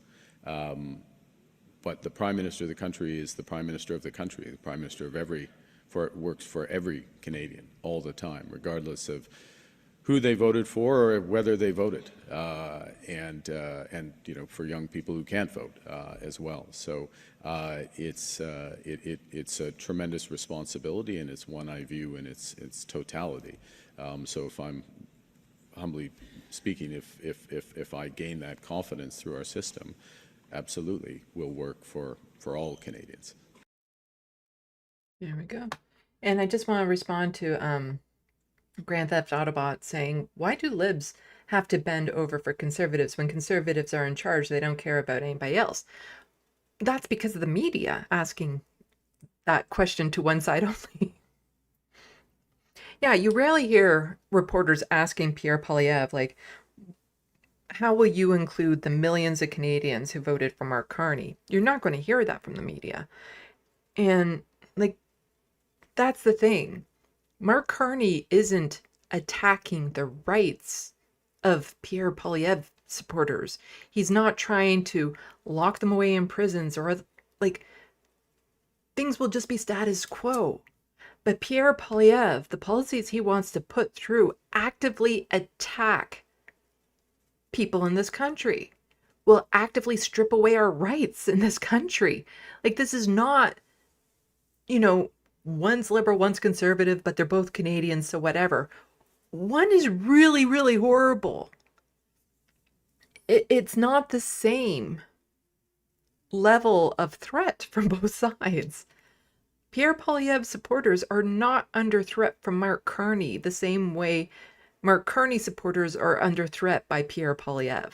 It's just not the same. And for reporters to not ask Pierre Poilievre about that, I think it is a bit weak on their part.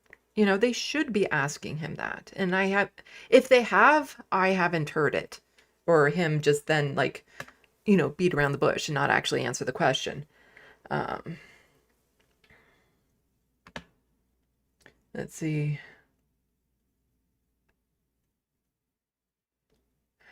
So Life, all Chromium-based browser broke ad blocker JavaScript helpers that include Microsoft Edge, but will not include, okay, just stuff about certain blockers that I may or may not have on Firefox that I still need to add the plugin. So if we get to a really quiet video, I'll just toss it back into Google Chrome. But a little bit more on this, you know, the misinformation. And this is from the Financial Times. Canadians bombarded with right-wing content on Musk's X ahead of election. Analysis finds network of social media accounts attacking Liberal leader Mark Carney. And Elon Musk has supported Pierre Poilievre. So has Jordan Peterson. So has Alex Jones and all these other just the most horrific right-wing people. And the only person that I think doesn't have a bunch of clips supporting Pierre Poilievre is actually Donald Trump. As Canadians prepare to go to the polls on Monday, they are being bombarded with misleading right-wing content on U.S. social media platforms that fueled concerns about their potentially damaging role in the general election. And here's, again, where a lot of the concern comes in, that if all the news you're getting is from a platform like X, Twitter, and you're taking it in good faith, or you believe it's accurate, then I wouldn't blame people for thinking Mark Carney is, you know, Satan incarnate or something. Like I've kind of explained before, we're living in a multiverse when it comes to the information we get online because of the algorithms, which again is why I'm worried about how this election will turn out, because all the algorithms feed me are things that, oh, what's the confirm my biases type thing, that are more positive towards Mark Carney, even though that's not even like something that I'm consciously attempting to do. It's just the articles that I tend to click on and stuff. So then the algorithm starts funneling more and more stuff that would make Mark Carney look positive and Pierre Poilievre look negative. But for a lot of people who are fans of Pierre Poilievre, they get the opposite. So it is really challenging when it comes to this misinformation. And I can understand why some people would vote for Pierre Poilievre if this is how they're getting their information. But, you know, it's when people actually have to like live through a Trump era and then they vote for him again despite everything, their lived reality under him, that's where I get into a lot of vote shaming. A Financial Times analysis of more than 350,000 posts on Twitter related to the election gathered since the Snap poll was announced in March revealed a network of coordinated accounts pushing content to boost conservative leader Pierre Poilievre and tarnish his counterpart, the Liberals' Mark Carney. A foreign electoral interference has been concerned in Canada after government-appointed commission in January reported China, India, Russia had tried to influence the country's election. Also in that report, they said the biggest concern for interference in the election was misinformation. Not any of these nations. It was misinformation. In the current campaign, researchers saying an increasing volume of misinformation is coming from the U.S., including from right-wing podcasters and influencers, as well as bots on American social media platforms that have reduced content controls. The U.S. has always been a major information exporter to Canada, says Angus Bridgman, Director of Media Ecosystem Observatory at McGill University in Montreal. But in recent years, there have been mass amounts of disinformation coming from influencer spheres in the U.S., he added.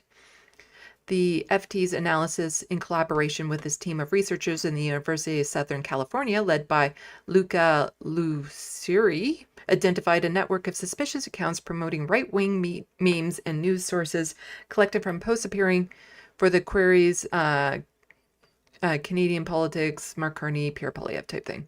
The accounts have telltale signs of being bots, posting at very high volume and frequency, often only retweeting content and consistently sharing varieties of common links and so on and so forth. Our approach, and Luceri says, our approach is deliberately cautious to reduce misclassification and minimize false positives, ensuring that the organic accounts are not misclassified as malice actors. Therefore, our analysis likely represented a lower bound of maliceness, inauthentic activity in the run-up to the election, as additional accounts networks may also be operating under that radar. Research could not trace where the accounts are based. So a lot more information in this article. Canadians now fear election meddling from the U.S. more than any other country. Yeah, 68%. So I'm going to talk.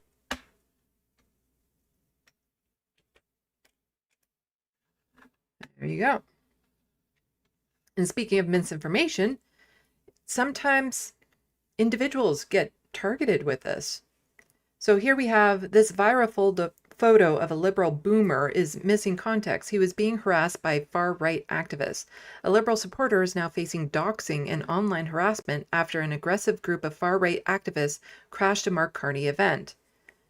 And it's usually always this way around. Again, it's not aggressive left-wingers crashing right-winger events to get out-of-context photos. We also don't need to get out-of-context photos because the in-context photos are damaging enough. But this is what a lot of right-wingers do, is they go to events, they agitate, and then when somebody finally loses their cool, they take a snapshot of it, blast it all over social media, and say that this is, you know, using that as a way to paint everyone who was at that event.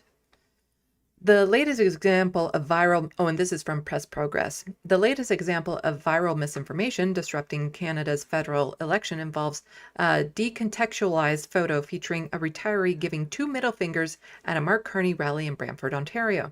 The man in the photo tells Press Progress the intended recipients of his hand gestures was a group of far-right activists with Fuck Carney flags, Pierre Poilievre banners, and pro-Trump t-shirts.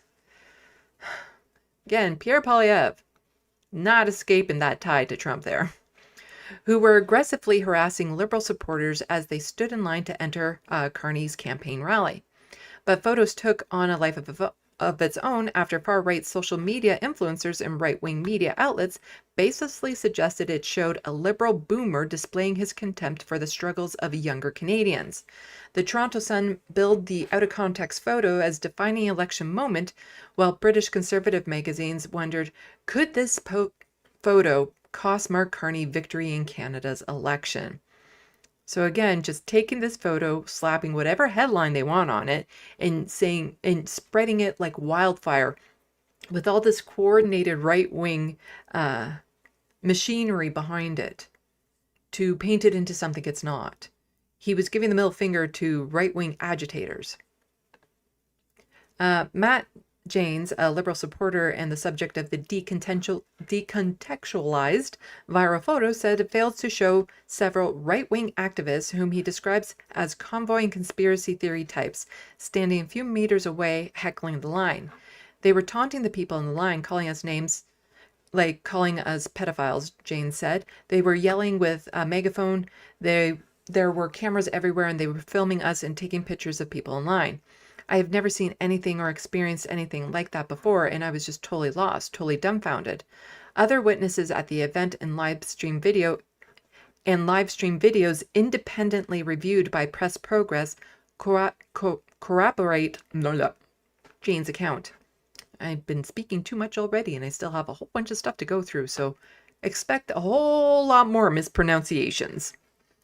One Liberal supporter named Keith, who also involved in local LGBTQ+ community groups, says people in line faced a torrent of homophobic and transphobic abuse. They were shouting obscenities at us, said Keith. They were shouting pedophile and all that stuff. I heard them shouting the transphobic stuff. I felt intended to intimidate. It was aggressive, Keith recalled. They all had their cameras out and they were getting super close to us, walking within 5 feet of us at times with their cameras like they were going to catch some wild moment. And that's exactly what they were hoping to do. And this is where the police needs to be stepping in. But again, whenever it comes to leftists, or liberals in this case, being under threat from the right-wingers, the cops rarely ever intervene. But if it's the other way around, like let's say a pro-Palestinian march, well, the cops become very aggressive in that situation. Videos from the event show several far-right activists and live streamers approaching and filming Liberal supporters in line at close proximity. The far-right crowds shout at them to get vaccinated, along with anti-LGBTQ+ slurs and anti-immigration rants and esoteric sovereign citizen rhetoric. Esoteric. One member of the group supported a t-shirt supporting Donald Trump, while another wore a hat declaring Canada the 51st state of America. Some of the group's members are affiliated with the local freedom fighter group and have posted QAnon slogans and conspiratorial content in social media channels. Again, there's a lot, this press articles, so here it is in the SandBox for people to finish reading if you like. But it gets into some specific agitators that were in the group. Like this person who has been very problematic. I don't want to dive too deep into it because there's a lot of back information there that is very nuanced and would take a very long time. But again, this is a very long, detailed article. I suggest that people read through it. There were also people like accusing Mark Carney of being on Epstein's Island again, like they love to do, and a whole bunch of that sort of BS.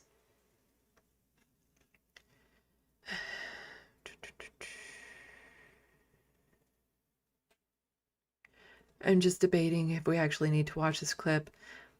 here's the quote from the clip from Mark Carney saying there's a phantom growth that comes from the sky in his platform that arrives and changes his numbers. So Mark Carney there is talking about the conservative platform that was finally released after advanced polling had started.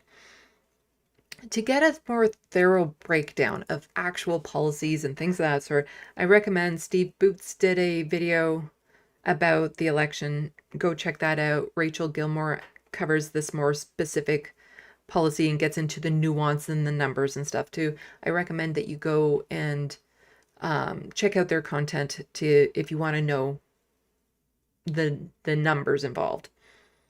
I just wanted to put this here because if you have a party that's spreading such wild misinformation, such as, oh, people are going to be foraging in the wild for fiddleheads and mushrooms in order to survive, would it surprise anyone that in their platform, they're lying about the numbers? That they're just making stuff up? Like, they literally just made up stuff about this random guy at a lineup waiting to see Mark Carney because it suited their narrative. Can it surprise anyone that their platform, the conservative platform, would just be riddled with lies and stories made up designed to scare people into voting for them? It is just, it's so frustrating. Like, for me, I want the number one rule to be that politicians are not allowed to lie during campaigns. I want that as a rule. I want that as a rule, that they're not allowed to lie. But even then, they tend to find workarounds and mislead. So they won't lie, but they mislead, because there was Pierre Poilievre saying that he would cut income tax by 15%, but what he was saying was 15% of what was already cut or something. So it was just like slightly more than what the Liberals were offering when they said a 1% cut to income tax.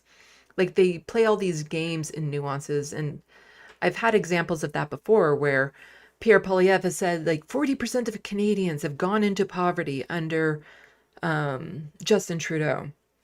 And he's leaving out the context that that was based on a recent study that did the calculation of poverty very differently than what had been used by the government. And this was a charity that had did this calculation. One that I actually feel is more accurate to the lived reality of people.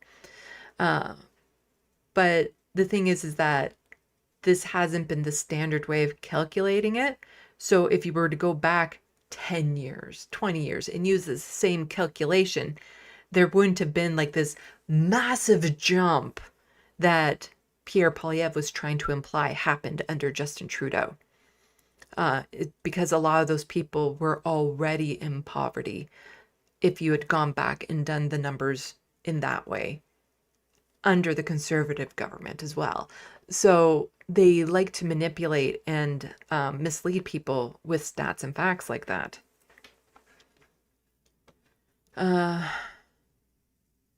But, you know, watching this clip,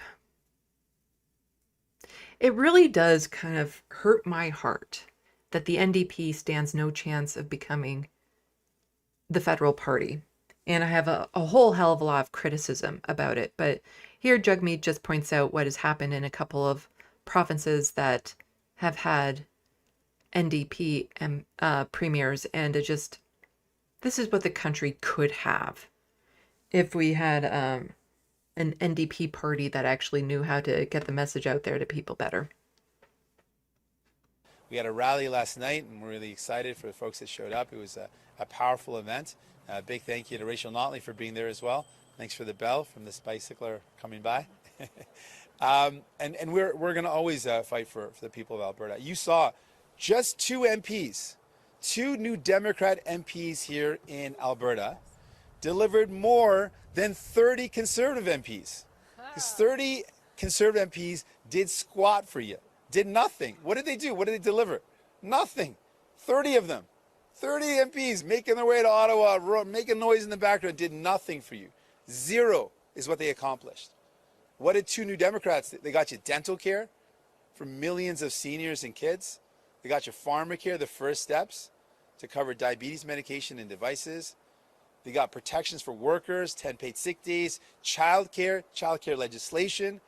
That's what you got with 2 New Democrats. Imagine you add a third to that. I can't even imagine what we're going to get done. If you add a third to that, it actually wouldn't change anything unless they get into a minority position. But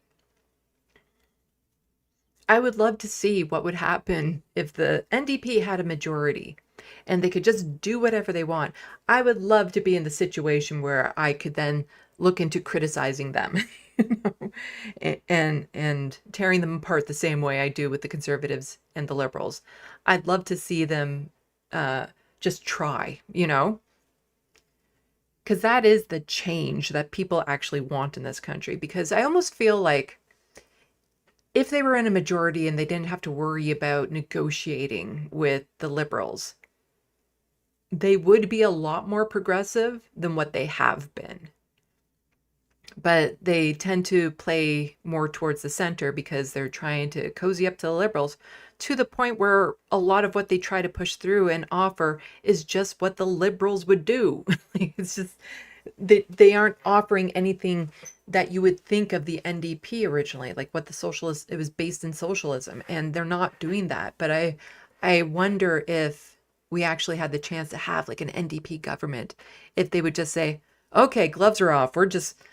We're going to get through as much as we can in the time that we have. And I do feel like if that was ever the case, the country would never vote another way again, because we would like it so much. If we got more of the services that we pay for with our taxes, if the standard of living was improved, if the housing, more socialized housing, more, universal pharmacare and dental care, add mental health into that, like all of that. If we actually got all of that from the NDP, then, we wouldn't be voting another way, which is what the Conservatives and Liberals fear the most. Thank you so much, Soul Life, for the gifted membership. And it looks like MIDI Doctors got that one. Nice. Super appreciate it.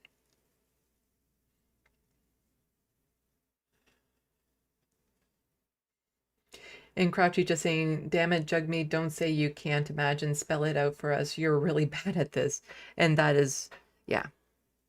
His political instinct sucks. And it has for a long time. And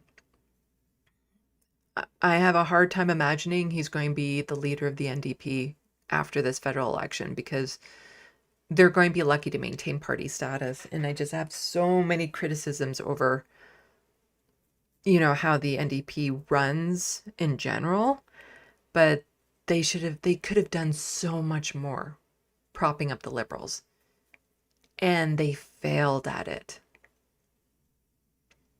It's just super disappointing. Let's see. So now we have, again, I don't tend to feature Yves Francais Blanchette all that much because, like I said, he has a party that's in Quebec, a federal party that's in Quebec. It will never form majority or even minority government because they literally do not have enough seats for it in the areas that they run. But he was saying some interesting stuff. Let's squish this down a bit so it actually fits.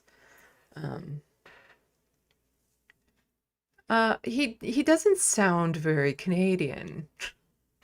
And it's just, I find it interesting he would do this at a time when, there's that threat from the United States where Canada's nationalistic pride is oozing out of everyone right now. And he basically in this says, I'm not Canadian. And my party isn't Canadian. I don't think that's the wise route to go, honest, but I don't think it's the wise route to go for the moment that we're in. You said that you were an MP in a foreign parliament. Yeah. You are working pretty hard to hold the balance of power of that parliament. Isn't it this the definition of foreign interference?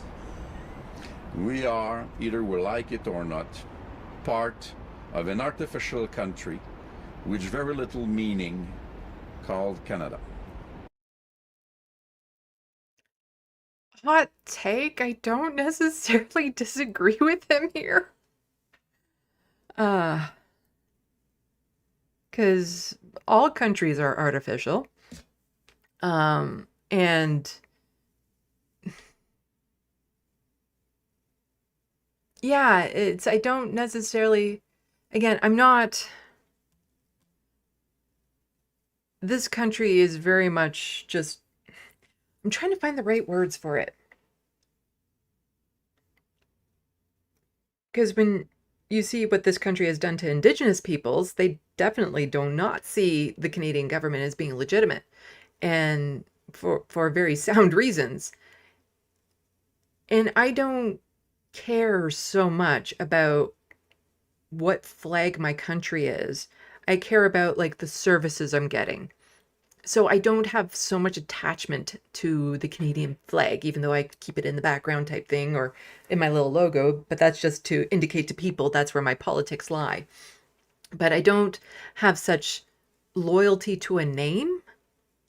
I have, my loyalty lies with who's going to provide the policies that benefit the most amount of people. And if that comes from a place named Canada, or if it comes from a place named, they decide to break it up and we're just Ontario now, because all the provinces decided to break off into their own little countries. Again, I'm more concerned about what is the country delivering that I happen to live in at the time.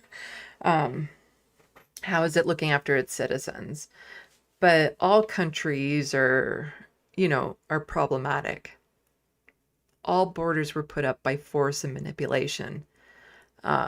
And especially with countries where settlers came in, the amount of violence, brutality to set up those borders, absolutely horrendous and unforgivable.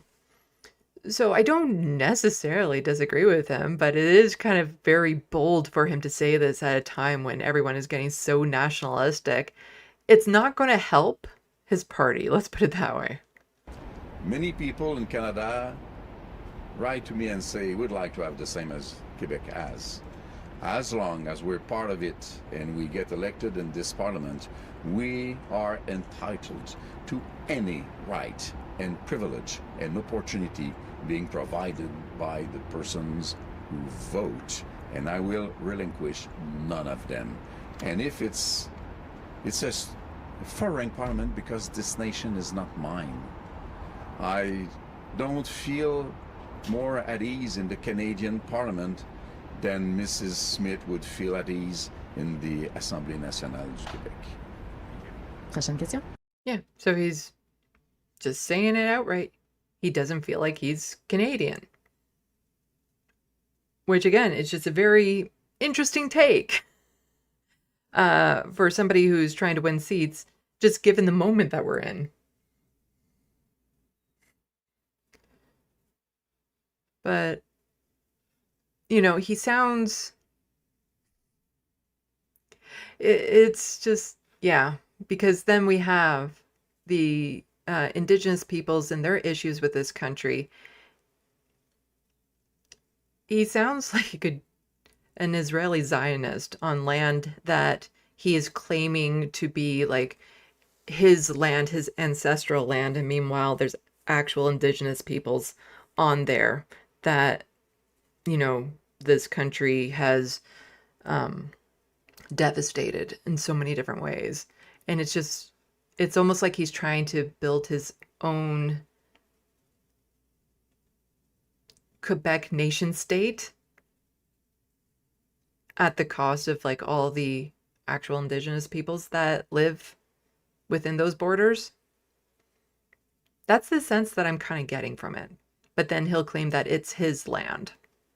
But here we have from Veldon Coburn, who is an associate professor of McGill, and just saying the Conservative plan is one of the weakest on Indigenous issues I have seen since the 2000s. What little this plan actually contemplates is already being done. The message to Indigenous peoples: expect very little from Conservatives. And this is from APTN News. So Polyev meets virtually with AFN chiefs faces questions on water policing in UNDRIP. Conservative leader Pierre Poilievre joined chiefs on virtual call Tuesday as part of the Assembly of First Nations, AFN, virtual forum series with federal party leaders. Poilievre has made efforts in recent years to connect with First Nations communities, particularly those advancing economic development, and has visited several communities, promoted policies, discussions, and posted related videos on his YouTube channel. Those are some piss poor efforts. Just saying, because we're going to get into one of the people who is a candidate for federal conservatives, who is horrible, who I featured on this channel before. Residential school denier. You can't say you're making any effort towards this while still embracing people like that in your party. And he had all the chances in the world to kick him out on time for a new conservative to step up in that area. And he still allowed this guy to remain on the ballot.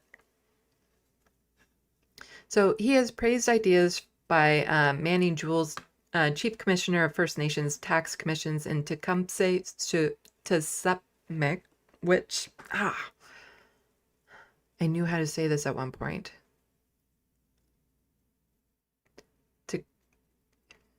I have said this at one point, but totally do not know how to say it right now, and met with chiefs in British Columbia last year to discuss economic planning. The forum was a chance for chiefs to push the leader on other topics. As with Green Party co-leaders who attended the similar forum last week, 5 questions were submitted by AFN to Poilievre in advance. Additional questions were submitted by chiefs through live chat and read aloud by a moderator. While the Conservative platform has largely focused on resource extraction and economic development, the forum broadened the discussion. On the topic of water, Poilievre expressed disappointment that Bill C-6, which would have provided funding for First Nations to establish minimum water standards, died on the order table when the former Prime Minister Justin Trudeau prorogued Parliament.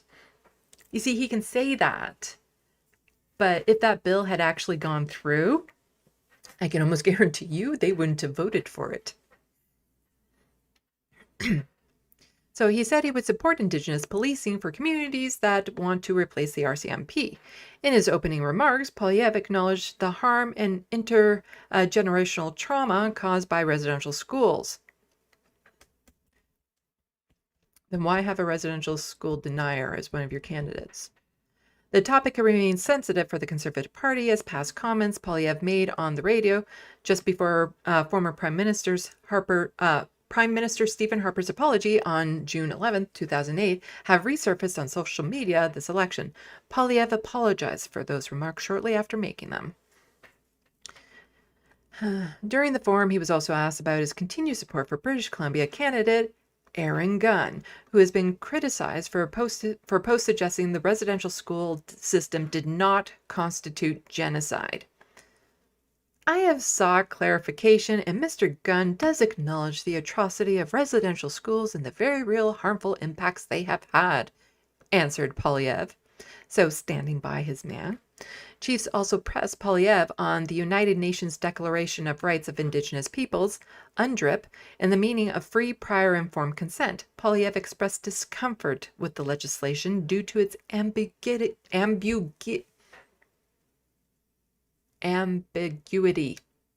There, I did say it. So this is coming from somebody who's like, I don't like this because it's not so specific, when he won't even define what woke is.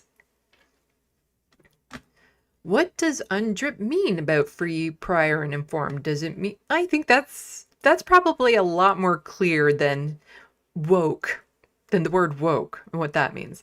Does it mean that the majority of elected leadership do not get a chance to proceed with the project that's going to bring them immense benefits? I don't think it does, or it should be, he said. I think that in cases where you have overwhelming support by First Nations, but it's not unanimous, I think projects should still go ahead. And there are issues around who supports the projects, because there's the recognized chiefs, and then there's other groups within Indigenous peoples that cater to the Canadian government. And the Canadian government will just go by what they say because they like the answer. Polyev used the forum to further explain conservative Indigenous policy, including a plan for First Nations to derive tax revenue directly through proposed First Nation resource charge. I think this will be groundbreaking because not only will allow companies to pay their share of the federal corporate tax on to the First Nations, it will also come with a very simple template, he said.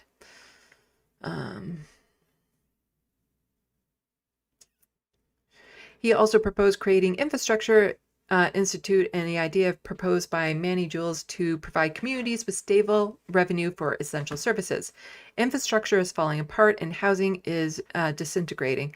We need predictable flow of revenue that can allow communities to monetize it, make major capital investments up front, knowing that they'll be able to make mortgage payments on those investments over the years ahead to participate in the real economy.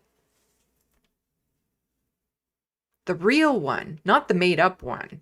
The real one, the settler economy. You see, the infrastructure is falling apart in Indigenous communities because reservations fall under federal jurisdiction. And so the federal government is supposed to be providing them with infrastructure, hence the whole bugging Justin Trudeau about clean drinking water. It's on the federal government to make sure that that's there, and they're not. And it's super duper expensive to build housing in a lot of these communities because of how remote they are. So a lot of them are just allowed to deteriorate. And there are horror stories of the situation Indigenous peoples are forced to live in, with like backed up sewage, no clean drinking water, far too many people per house because there aren't new houses being built. And this is all because of the federal government's neglect. And there's also other things involved with it because, like, in Ontario, there are certain regulations that for building codes, like fire code and things of that sort, that apply to everything. That's not the same as on reservations because that's federal jurisdiction. So the fire codes that might be on one side of the street because it's not on the reservation exist, but then as soon as you cross the street, it's in a completely different territory.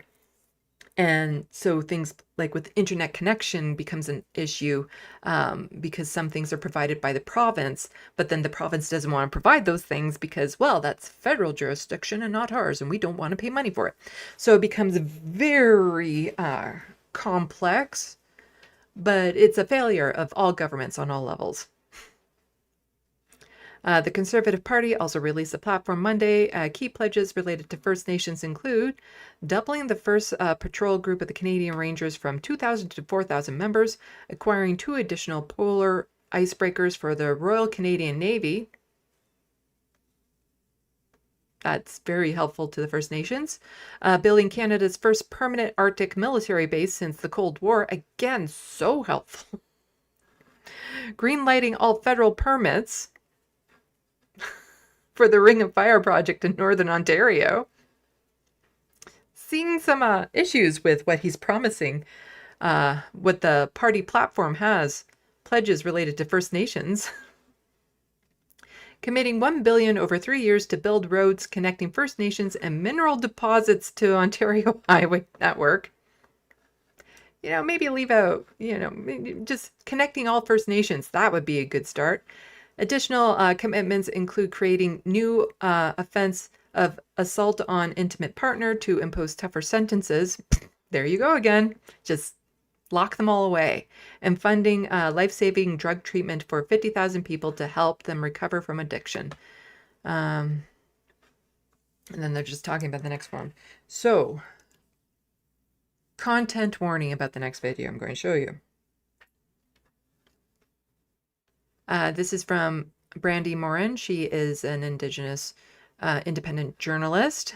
And this is a very, very harsh video, but it does push against this idea of like, why are you allowing, referring to the Conservative government, to have Aaron Gunn remain a candidate when he has minimized what happened in residential schools and denied the genocide that has happened at residential schools.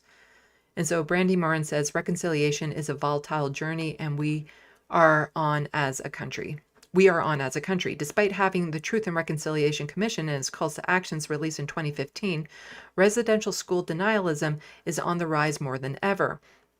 And so there was something like 94 actions the commission recommended, and a handful of them have been completed since 2015.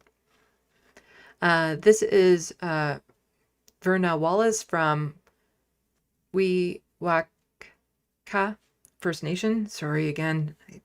I am so bad at reading names. Cape Mudge Band. She is a survivor of Alert Bay Residential School. She told me she is really scared about the federal election coming Monday because of federal candidate Aaron Gunn's past comments on Indian residential schools. She says she doesn't want to forgive him or others. How dare you say nothing happened in Indian residential schools? How dare you say nothing happened? Again, what she describes at the beginning is horrific. So if you're, it's really, really hard to listen to.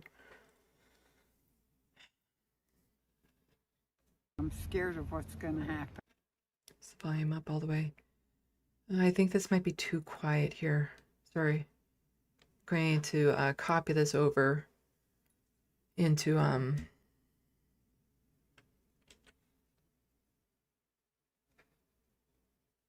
the Google Chrome.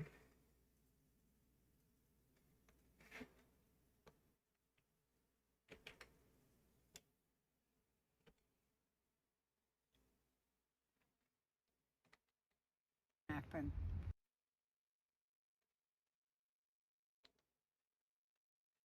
It really scares me. Okay, that's better. I'm scared of what's going to happen. It really scares me. Got raped at the school. I got forced to eat maggots and porridge. I got forced to take that cod liver oil. If I threw it up, they would put it back in my mouth.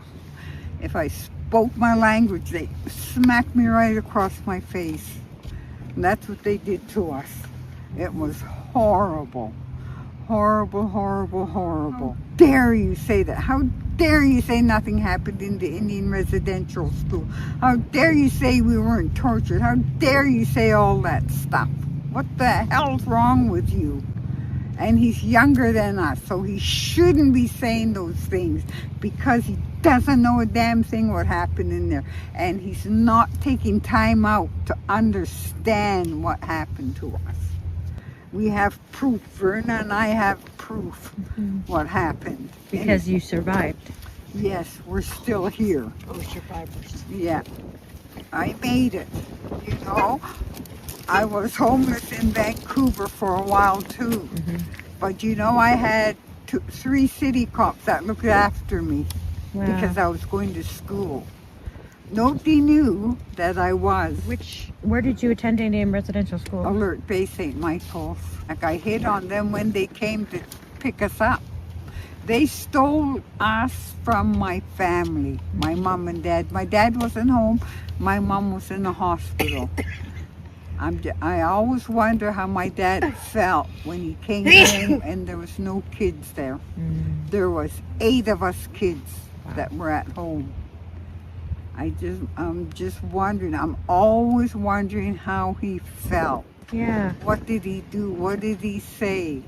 Was your dad a survivor as well? Yes, he went to Cooper Island.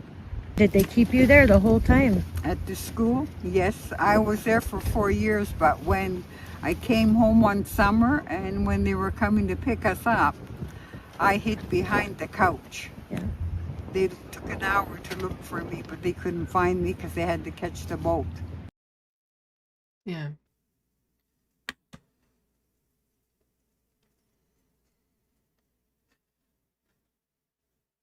Like they just went around kidnapping kids.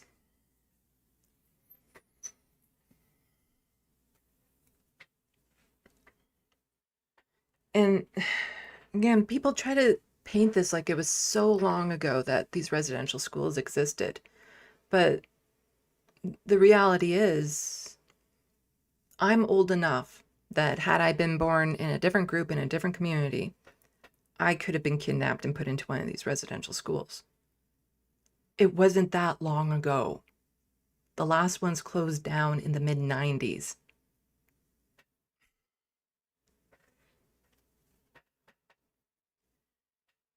So just a little bit more on some federal stuff. So Diana Chan McNally just says the Toronto Police Association's members and executives are subject to the Police Services Act, which prohibits the endorsement of political candidates. The police board affirmed this position in 2010. The post was, which is an egregious abuse of power, shouldn't be above the law. And so here we're getting into the issue where we were having with the provincial election too, where the police associations, for some reason, are backing conservatives and making it very clear. And somebody that, for organizations that are supposed to be, you know, what's the word?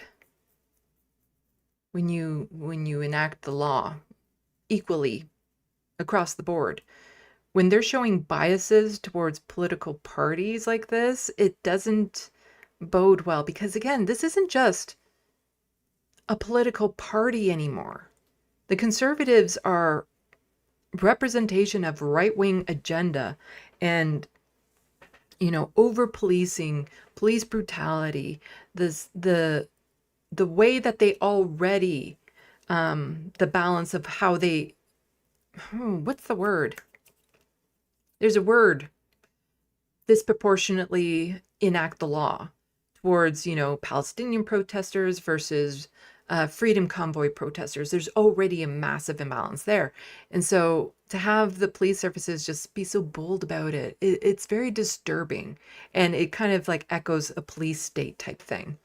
So here, the Toronto Police Association, we asked the leading contenders for Prime Minister for their positions on the policing and public safety issues that matter the most to our members and the communities we serve. As you head to the ballot box next week, consider these responses to clear us in the only party that has maintained strong positions on public safety issues and proactively supported police services. While our vote is with Pierre Poilievre and the Conservative Party, we will work with whoever leads the next government and we'll hold them accountable. Yeah. Because here's why they support Pierre Poilievre. Poilievre promises to let police dismantle encampments, arrest occupants. He's going to allow them to be as brutal as they want in order to get what they want. Conservative leader Pierre Poilievre is promising to clean up Canada's streets and parks by giving police the power to dismantle encampments and arrest their occupants for setting up tents and shelters to live in. Public spaces must be safe for everyone. We will take back our streets and restore order in our communities, Poilievre said during campaign stop in Hamilton Wednesday. We will give people that are currently trapped in these awful circumstances a pathway to a better life. How are you going to do that when you just dismantle their encampments without anywhere for them to go, without dealing with the underlying issues that led them to be there in the first place? Translation: he plans on using the notwithstanding clause for criminal activity. Well, it wouldn't surprise me if suddenly all of these people who are in these encampments are somehow criminals now. Kind of like how Doug Ford wants to use the notwithstanding clause here in Ontario for that very reason as well. To criminalize being in these encampments. And so it will give them a pathway out of the encampment but into jail. That's what they're looking at. The Conservative leader is pledging to amend the criminal code to give police the power to arrest people for discouraging the general public from using or moving through public spaces. The first part of his announcements, which was also include the Conservative platform released Tuesday, pledges to target people for setting up temporary structures, including tents. So we're just going to punish you for having nowhere else to go. Poilievre is also promising to give police the power to dismantle encampments while ensuring the people who live in them are connected with housing, addiction treatment, and mental health services. I call bullshit on that one. Kind of like how Doug Ford promised to have heart hubs up and going when he closed down all the supervised consumption sites. Those heart hubs are not up and going, and those supervised consumption sites have been shut down. The proposal was not included in Tuesday's platform. Funny, so he's talking about this thing that he didn't even bother to include in the platform. And from the sounds of it, there is room because he put so many pictures of himself in the platform. You could have taken out a few of those pictures and maybe mentioned this. Just saying. We will replace them with treatment centers full of hope and excitement for people ready to start their lives, he said. Poilievre's announcement does not provide details of how he would connect homeless people with housing and treatment, nor how much that would cost. His platform says that he would introduce a housing-first approach to eliminating homelessness. Does he mean jail? The conservative, because I do believe in a housing first. I am full supporter of that. And since I'm a full supporter of that, I'm very suspicious about what he means by that, because generally speaking, we're never in alignment. A conservative platform promises $800 million over 4 years to treat 50,000 Canadians for addiction. Dismantling encampments. Poilievre has also highlighted his previous announced plan to allow judges to impose mandatory drug treatment for people charged with illegally occupying public spaces or who are found in possession of drugs for personal use. The courts already have the ability, depending on the case, to turn people over to treatment, like give them the option, jail or treatment. They already have that option. Forcing people into treatment has been proven time and time again to not work. This won't work. All it's doing is he's trying to criminalize people who have fallen into this situation because they're not provided the supports they need. It's not clear how Poilievre's plan differed from public offenders offenses already in the criminal code. Police currently have the power to arrest any person whom he finds committing a breach of peace, or who the police officer believes is about to join in or renew a breach of peace. The legal changes giving police the power to dismantle encampments have already faced oppositions in the court. In January 2023, an Ontario Superior Court justice ruled that Waterloo Region could not use a municipal bylaw to evict people living in encampment in Kitchener because that bylaw was deemed to be in violation of Section 7 of the Canadian Charter of Rights and Freedoms, and I have covered this on my channel. The judge says the lack of shelter spaces mean the bylaw infringed on charter rights. So basically, since there were no appropriate places for people to go, they had a right to maintain their structures on this regional land in order to have somewhere safe to live, because there's no appropriate places, shelter spaces for them to go. And then, of course, in response, 13 mayors wrote Doug Ford saying, "Can you use the notwithstanding clause to override people's chartered rights and protected freedoms because we don't like it? It bothers us that they have rights and it interferes with our plans." But I wanted to throw in that little end there because this is something I have covered on my channel. Well, there's an update to it. Bylaw to clear Kitchener encampment passed by Region of Waterloo Council. I do not want to see a bulldozed encampment, Councillor Colleen James said during debate. And this is from just a few days ago. Regional councillors have voted in favor for a site-specific bylaw, so targeting these people specifically, that paves the way for the municipality to clear an encampment at 100 Victoria Street in Kitchener. The region says the property is needed by Metrolinx as it makes plans to raise tracks for a new transit hub that will be built at the corner of King Street and Victoria Street, because this is far more important than the well-being of the people who are living there. The bylaw was passed Wednesday during the council meeting, but not before council heard from more than 20 people who were concerned about what would happen to the people who call the encampment site home. One of the speakers was Sid McDonald of Kitchener, who said the council needed to consider what role the bylaw would have on women and gender diverse people in the community. McDonald said there aren't enough shelter beds for this demographic in Waterloo Region. McDonald said the bylaw prohibits people from moving their tents without permission from the region, restricting free movement with serious safety implications, and argued the bylaw was not trauma-informed. For women and gender diverse individuals, the ability to move a tent is a way to increase visibility, have a light over their heads at night, or distract them or distance themselves from someone who makes them feel unsafe, McDonald said. Aaron Dage of Camrose, Councillor Aaron Dage of Camrose said the bylaw was not trauma-informed. For women and gender diverse individuals, the ability to move a tent is a way to increase visibility, have a light over their heads at night, or distract them or distance themselves from someone who makes them feel unsafe. Cambridge, who has done research on homelessness for 15 years, support the region's plans to end chronic homeless. But Dej says the new bylaw does not adhere to that plan that you endorse and asks councillors to reject it. One of the reasons the plan, the End Chronic Homelessness, is so exceptional is because it outlines both process and outcomes addressing homelessness. The bylaw in front of you fails on both of these accounts, Dej says. Tara Jones is a planning student at University of Waterloo, has also experienced homelessness. And so this is not only an academic issue for me, but deeply personal one, she says. Jones said the encampment provides stability for people who live there, and the bylaw would displace people and would limit outreach workers' ability to connect with people experiencing homelessness. The bylaw undermines the region's commitments to compassion, equality, and homes for all, Jones said. So they desperately try to find ways to violate people's rights if it doesn't, if it's inconvenient to what they want to do, if it makes them feel uncomfortable. You know, this transit hub, far more important than people's lives.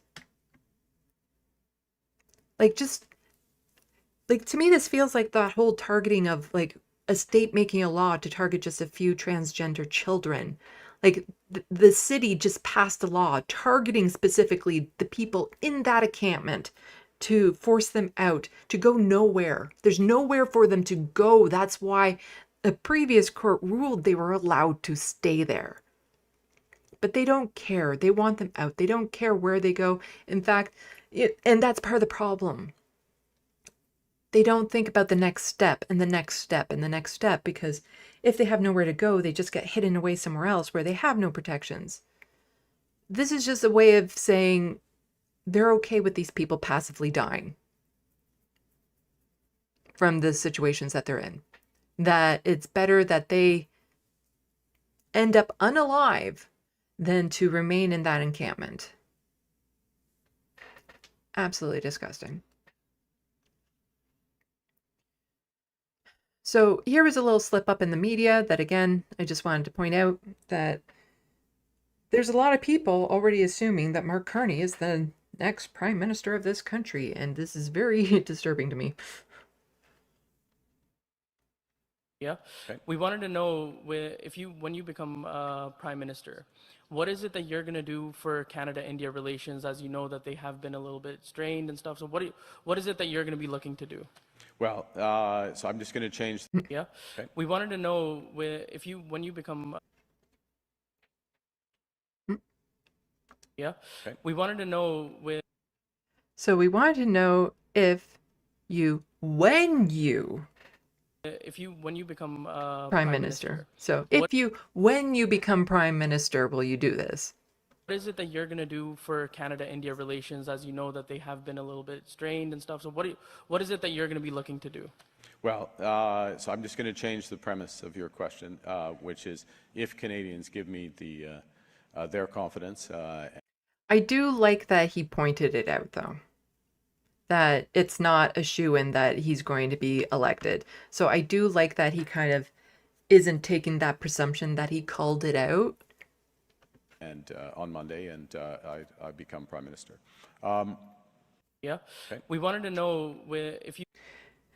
In an article from the CBC just saying 7 million Canadians voted before all party platforms were out. Do platforms still matter?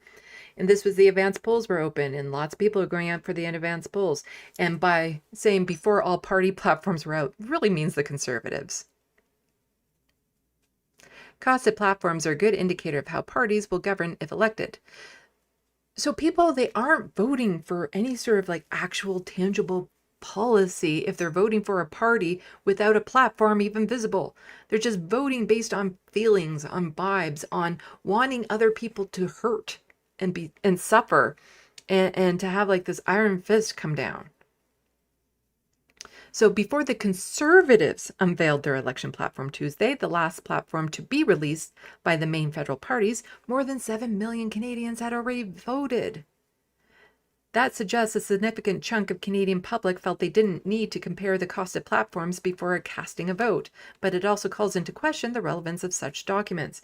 And to me, this isn't so much about, you know, all of Canadians. It's about the people voting Conservative before they even knew what the Conservatives were offering.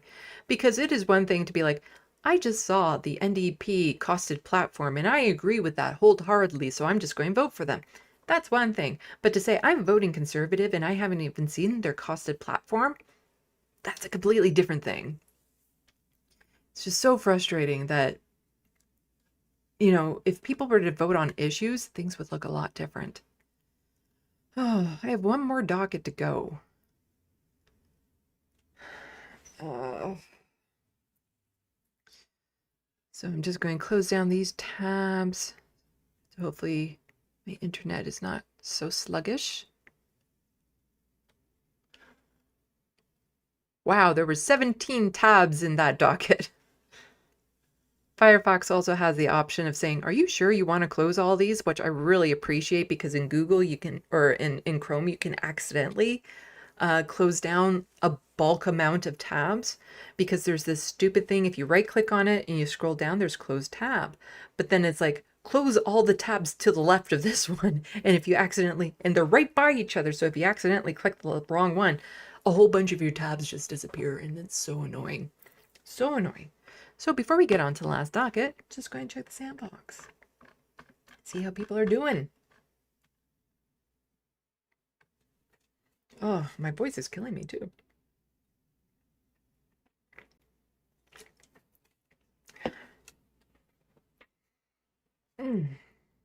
I'm hoping to get done at a decent time.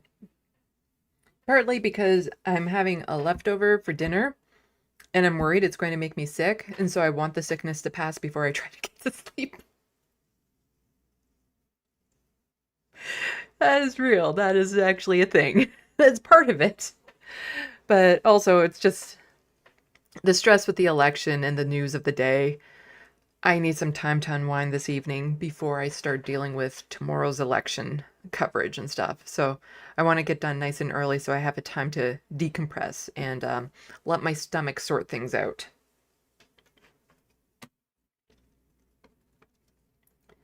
So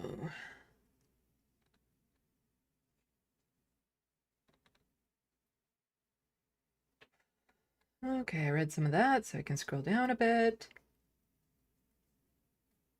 Super Strike 9 says, hypocrites, thy name is conservative.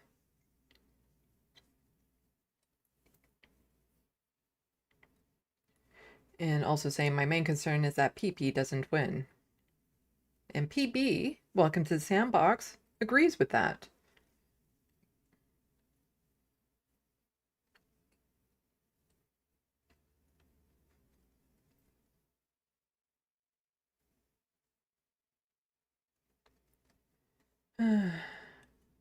Soul Life, Canada is older than the US, right?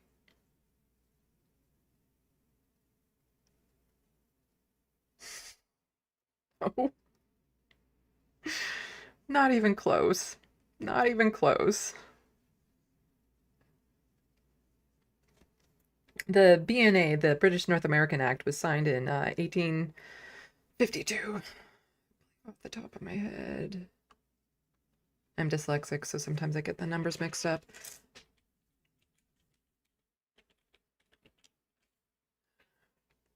British North American Act. Oh, 1867. Sorry, my bad. So that's how long Canada has been a nation. March 29th, 1867.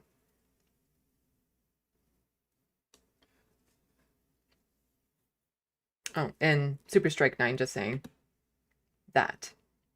So I could have held off embarrassing myself if I had just read down a little bit more.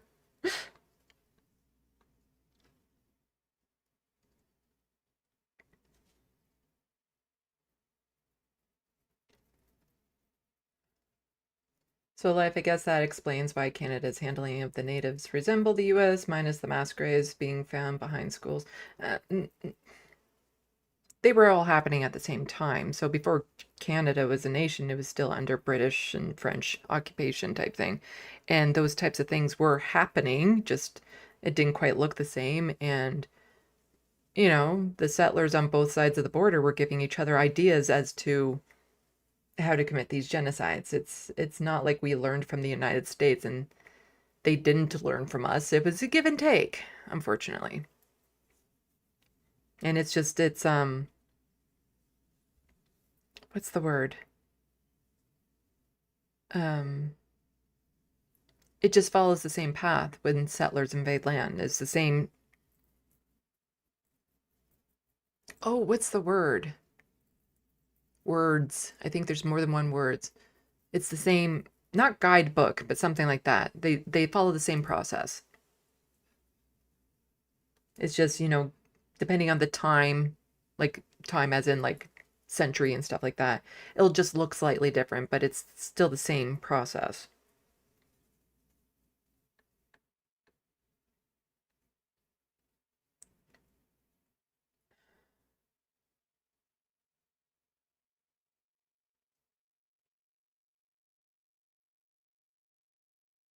So like, boy, I just heard a massive explosion outside. Oh, I hope everything's okay.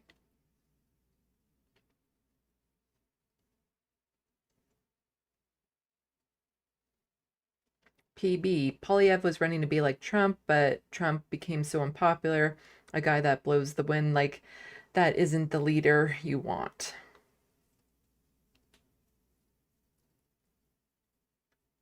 Grand Theft Autobot, I heard Fox News say homeless people are glamping, for fuck's sake. PB wondering what that is, and then... Okay, yeah, Grand Theft Autobot answered, where it's just glamorous camping that you can find on Instagram, which is not how unhoused people live.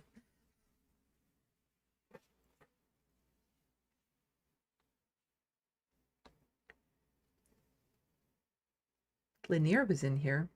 He was about to attack my fidgety bracelet.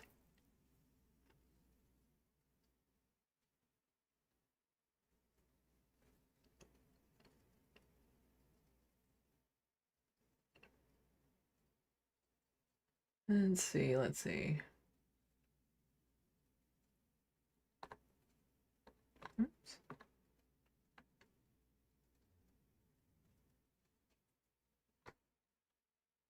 Jump down, where am I? There I is. Super Strike 9, voting to make others heard is pure evil. But they do that. They do that. A lot of the conservatives know what will happen to vulnerable groups when they vote. And it's the feature, not the bug. Also saying that this is an excellent show tonight. Why, thank you. Grand Theft Autobot, if you accidentally close... I think that's supposed to be tabs. Try Control plus Shift plus T to reopen previously closed tabs.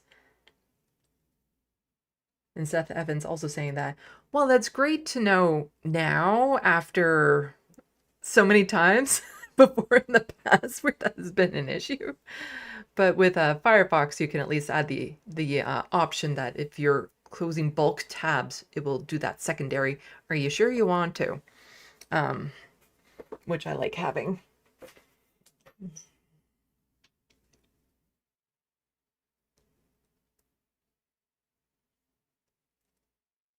And crotchy. Oh my gosh, it's on the tip of my mind right now to keep on calling you crotchety today for some reason. Chroma on desktop has terrible tab handling. There are years old bugs ticking about. LOL.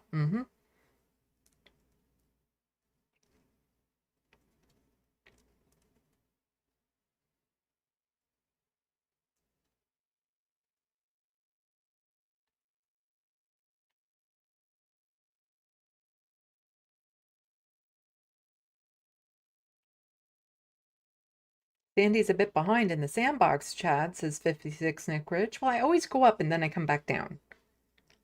But then what happens is you can get circular conversations because I start responding to things that happened like 15 minutes ago.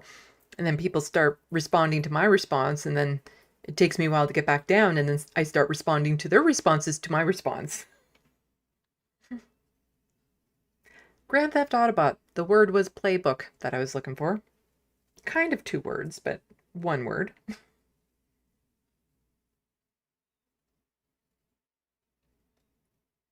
So live, I still don't hear any sirens, so I'm assuming it was in the woods, but it was like dynamite. And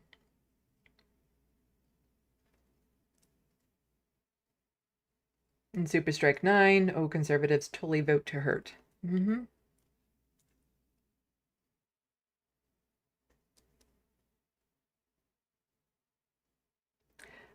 If you want to know what glamping is, think of, what's that fire festival that happens in, I think it's the middle of the desert in the United States? The tents that they erect for that would be more like glamping. And it's just glamorous camping. So you have like these mega structure mansion tents or something like that with like rugs and different rooms, and you know, some will even have like a toilet, or like it's just glamorous camping. But I think in that fire festival that's in the middle of the desert in the States, they tend to have like those types of tents around and stuff.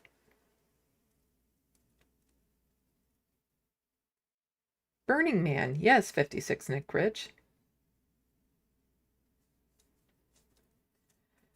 I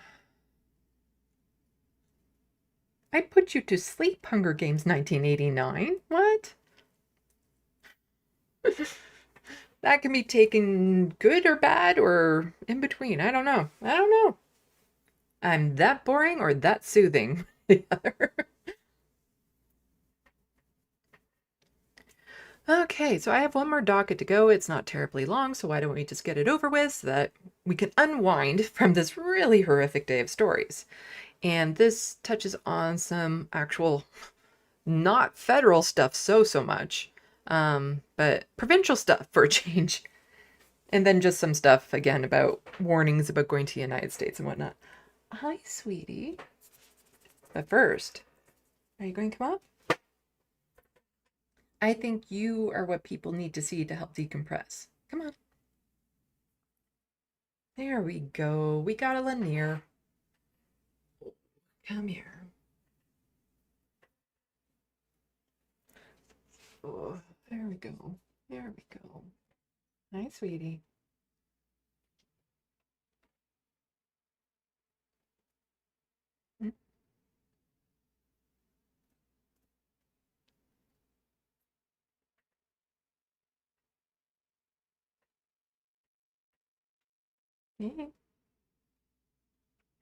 I had to open up my bedroom door early this morning to check on something. Because normally, like, I woke up early because I had to check on something, and I did. But normally, Frodo stays in the bedroom with me overnight, and he has his own little litter bin and food and stuff because he needs to eat separately from this guy in particular. Because this guy, oh my God, he turns into such a goblin at night when it comes to wet food. And so he would eat all of Frodo's food, whereas Frodo tends to graze. So I have to keep Frodo in the bedroom with me at night, and then the 2 boys stay in the living room. And but I know that they want to spend the night on the bed with me too, but I can't because Frodo needs his food. And also I get, you know, time to cuddle with Frodo, which is just amazing. I love that cat so much. But it was nice to wake up early, open the door, and then go back to bed and have all 3 of them on the bed with me snuggling. It was like really nice. But I can't do that all the time because, like I said, Frodo needs time to eat his food, and I don't want to interfere with that too much. Because he needs to eat as much as anytime he wants to eat, he eats. The last time I took him to the vet, though, he had gained half a pound, which is nowhere near as much as I wanted him to gain, but as the vet said, it's going in the right direction at least. So as long as he's eating. But this little goblin, oh my God. Come nighttime, he turns into like a little demon. Like he'll start swiping at me, nipping at me, because he knows it's about time to get the wet food, and he becomes so aggressive. Hunger Games 1989. Only if I lay in my bed, you're that soothing. Aw, why thank you. Hunger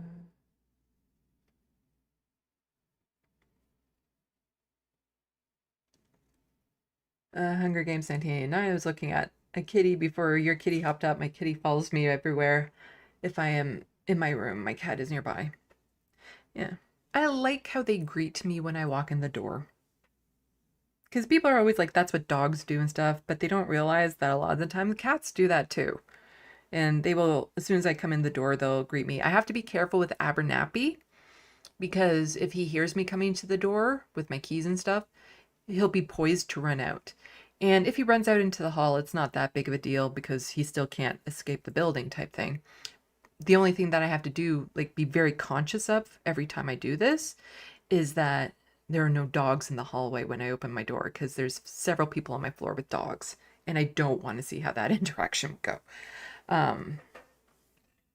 Because he likes going in the hall because there's carpet in the hall and then he'll start rolling around on it and stuff. It's kind of cute.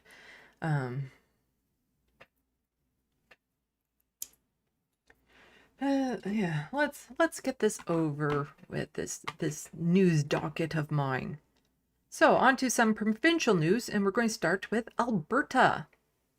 You know things are bad with a Conservative Party when Conservatives within that party are actually saying, this is bad. Like when they're actually saying, this has gone too far. You know, they're calling out their own. While in Parliament type thing. While they're still MLA. They're MLAs in Alberta, not MPPs. They're MPPs, so they're members of provincial parliament in Ontario. They're members of Legislative Assembly in Alberta. Same thing. Different name, same thing.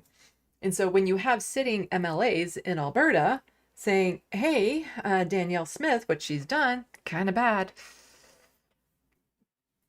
That might be an indication there'll be a vote of non-confidence soon. So when a party has a majority situation, a vote of non-confidence will never come up because the party majority would have to call for it. But when you have them starting to defect within the party, that could be an indication that there's rumblings within it that they want the leader to step down. So there could be a vote of non-confidence popping up. And that's basically how the federal election was came to be, because Justin Trudeau was more or less forced to step down when Chrystia Freeland and a couple of other Liberal MPs started calling him out publicly. And so now we have Conservative MLAs calling out Danielle Smith, and I think she deserves to be called out, no doubt about it. The fact that they waited this long is part of the problem. So here's Peter Guthrie, MLA for Airdrie, Cochrane, Alberta. Conservative with background in business, architecture, engineering, and small business. So he says, last Thursday I rose in the House to hold Danielle Smith accountable for misleading the Health Cabinet Committee and hiding key details leading to the firing of, that's Alberta Health something, board on her own appointees. She failed to mention a 10-page letter from the AHS CEO, national notification of the AG, and AHS report on Tylenol, the probe with into surgical faculties, and withholding information from cabinet is unacceptable and must not be normalized. And so he's calling out his leader, which I love to see with any party. But what took you so long? Oh, Alberta Health Services. And I have to hold the cords out of the way, otherwise Lanier will start eating them. Mr. Speaker, I got to tell you, this is a little weird, but okay. It is well known that on January 30th, the Health Cabinet Committee met to discuss matters related to AHS and the board. Yesterday, I tabled my resignation letter in the House that referenced the fact that pertinent decision-making details were withheld from committee members. In my opinion, this lack of disclosure led to the dismissal of the AHS board. To the Premier, as a rule, do you feel that Cabinet, and caucus for that matter, should be provided with all materials necessary to make informed decisions? So he must have been getting some massive pushback by his constituents in order to actually say this. Because this has all been known for a while, but for him to actually stand up in the House and say it, like, this is where pressure from the public works, because I seriously doubt he'd be doing this unless there's a lot of people in his riding writing him about it, going in to talk to him about it, calling about it. And they have a lot to be alarmed about because, you know, Alberta's healthcare situation is just as bad as here in Ontario, if not a little bit worse. And when it comes to trans folks, absolutely worse. So it's good that this is happening, and it means that there must be a lot of pressure. Good.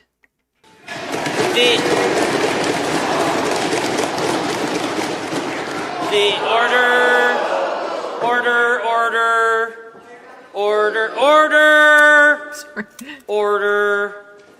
Just love Canadian politics performative aspect of it sometimes. Order. Hors d'oeuvres. Order.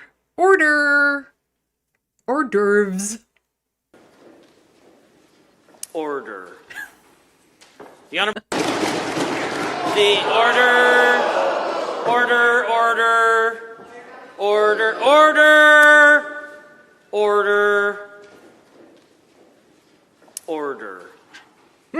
The Honourable Minister of Justice is the only one with the call. Well, thank you very much, Mr. Speaker. Thank you to the Honourable Member for the... I just find that hilarious. We don't need to get into the rest of that. You can watch it if you want to, but he wasn't the only one. Here's Cameron Davies, another Conservative MLA, saying he's out. He's out. Fellow Burtons, today I'm resigning my membership in the United Conservative Party. Let me be clear, this is no longer a party I helped build. And he is, oh, maybe he's not an MLA, but, you know, again, Conservatives calling out their own. Always good. So he helped to build the party. I was a proud member of the Wild Rose Party before Danielle Smith crossed the floor. I chose to stay behind, rebuild, and help the party to 21 seats in the 2015 election, securing official opposition status. I supported the merger that formed the UCP because I believed Alberta needed a united, principle, and accountable conservative movement.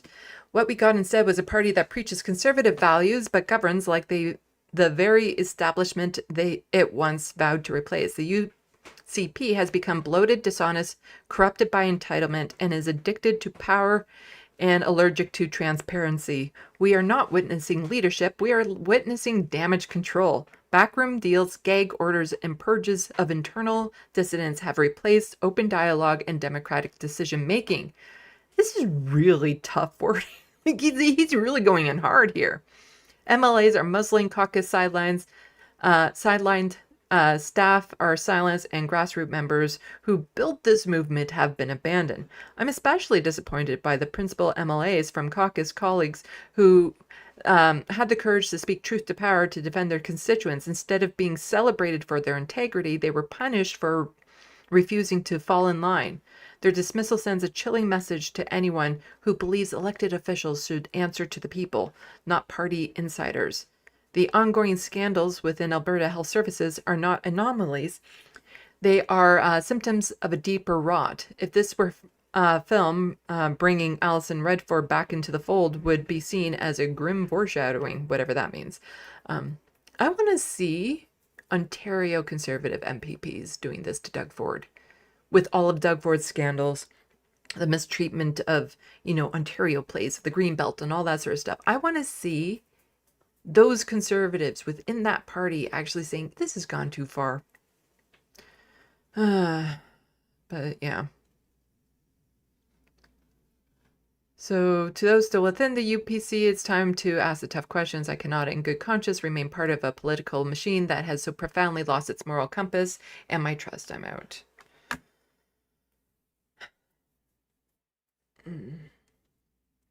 Okay.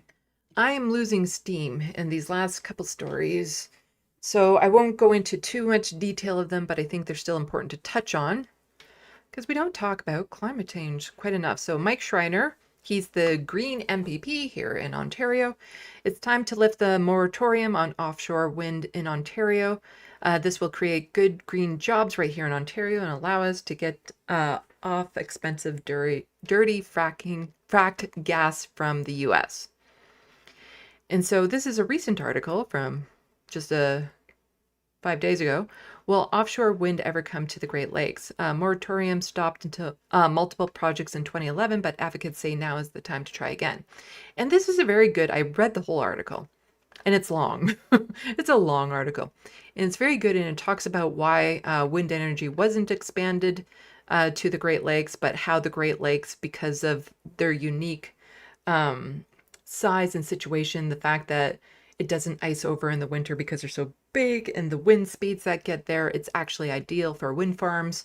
So I do suggest people read this. So I will toss this article into the sound box. It's just I am losing my voice, so I have to be careful about what I say right now.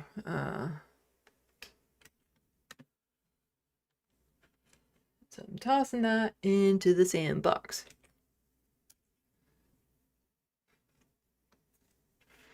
But there we have, now we have a Ford government backtracks on promise to require EA environmental assessment for a proposed Dresden dump.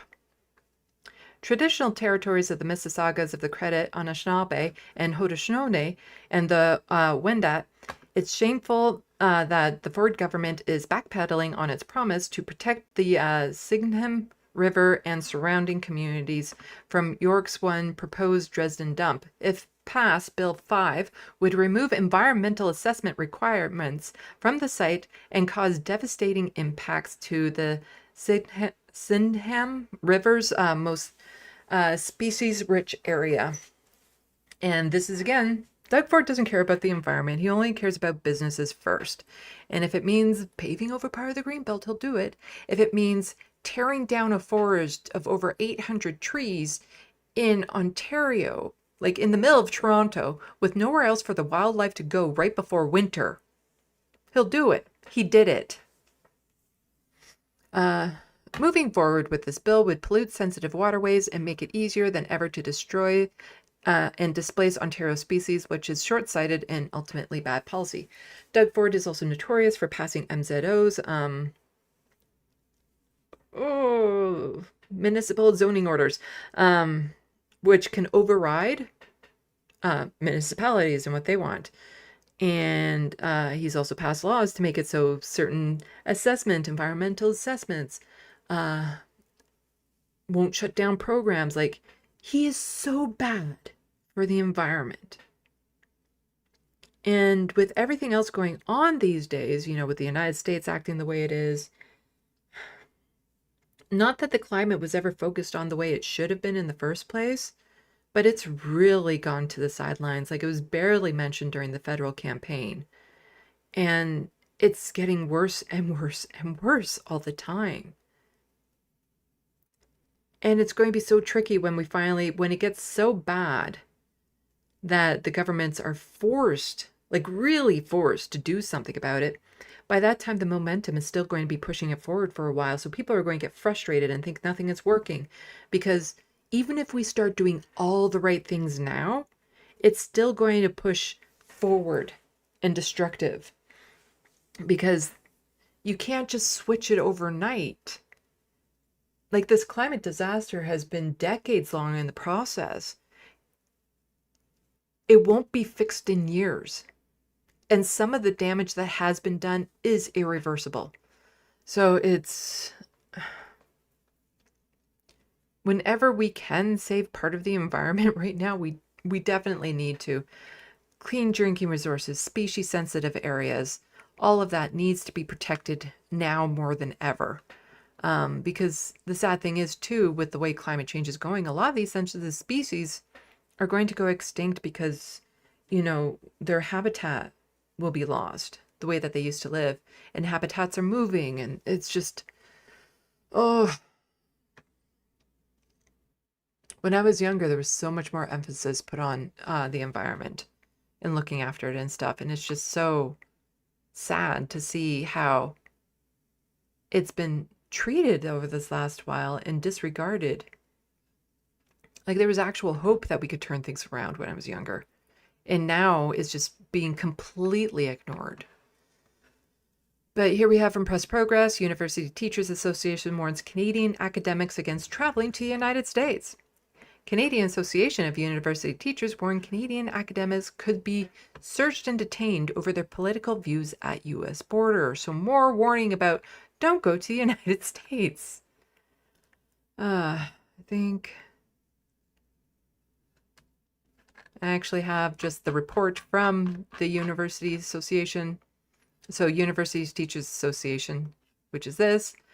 So given the rapidly evolving politics landscapes in the United States and reports of individuals encountering difficulties crossing the border, CAUT strongly recommends that academic staff travel to the U.S. only if essential and necessary. In addition, CAUT recommends that academics who fall into the following categories exercise particular caution. Citizens or residents of a country identified in media reports as likely to be subject to a travel ban. Citizens or residents of a country where the diplomatic tensions where there are diplomatic tensions with the U.S. I think that's pretty much everywhere right now. Travelers with passport stamps evidencing recent travel to countries that may be subject to a travel ban or where there are diplomatic tensions with the U.S. So that's pretty much everywhere. Those who have expressed negative opinions about the about the current U.S. administration or its policies. You know, all of that down in the United States, freedom of speech stuff. See how well that's going. And that will come to Canada. If people, again, if we get Parapolyevan, we can expect that sort of thing up here in Canada. You know, my channel, I get a lot more worried about my channel because it's vulnerable, given its size and stuff, that any sort of crackdown, I can't push back the way a lot of larger channels can. I'm worried about it. Those who, like, I already know I can't travel to the States. Like, I absolutely cannot travel to the United States because my passport has an X gender marker. So I seriously doubt I could get past the border. Those whose research could be seen as being at odds with the positions of the current U.S. administration. That is some serious 1984 shit. Travelers who are transgender or whose travel documents indicate a sex other than their assigned at birth. People like me. Academics should carefully consider what information they have or need to have on their electronic devices when crossing borders and take actions to protect sensitive information where necessary. Everyone traveling to the United States, get a burner phone. And here is another issue at hand, is that there are people trying to flee the United States to come here to Canada, but there's this silly thing called the Safe Third Country Agreement.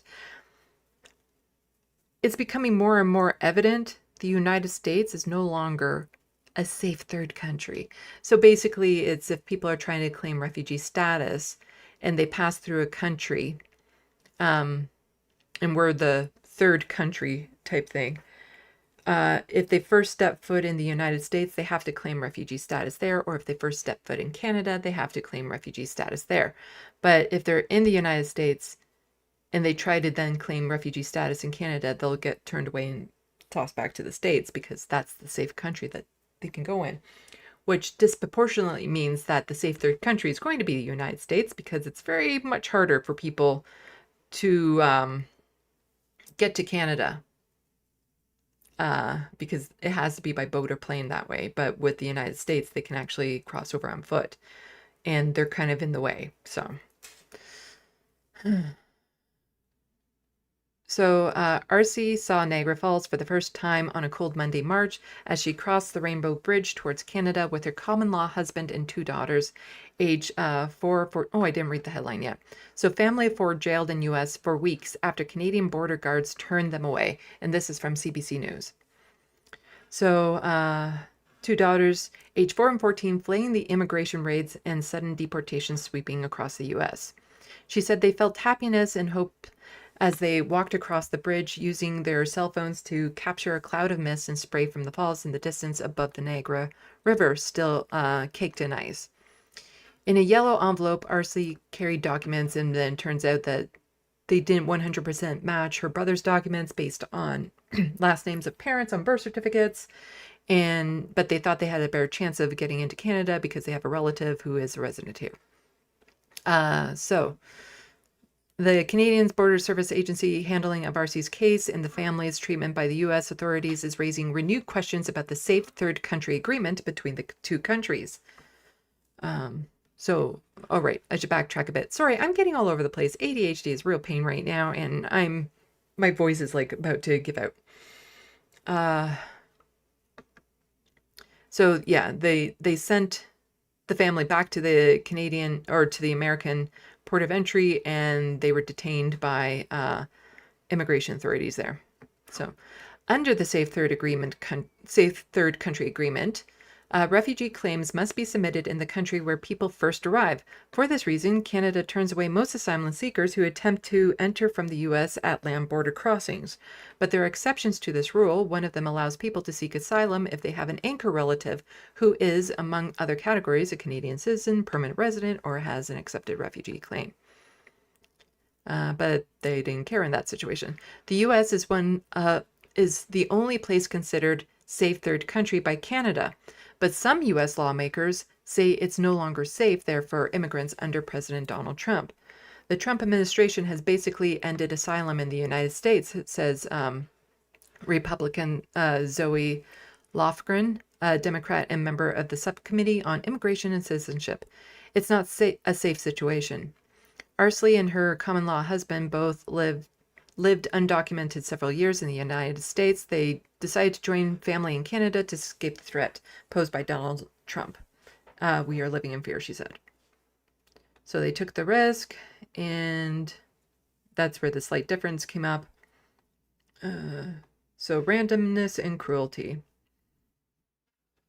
Family detention is a new and worrying trend along the northern border, according to U.S.-based advocates.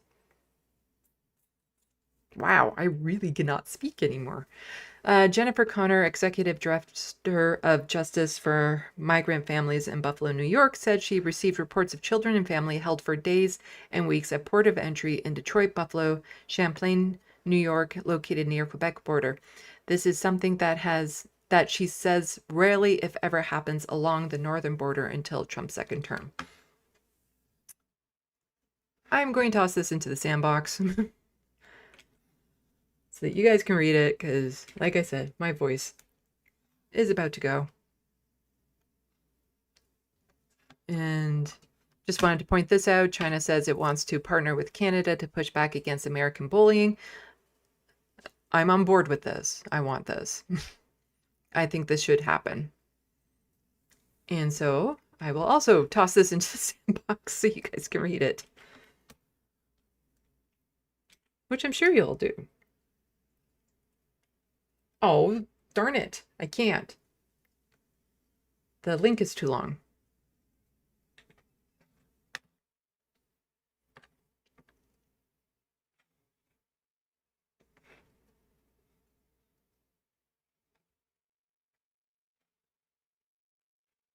Just seeing if there was another one that had smaller link.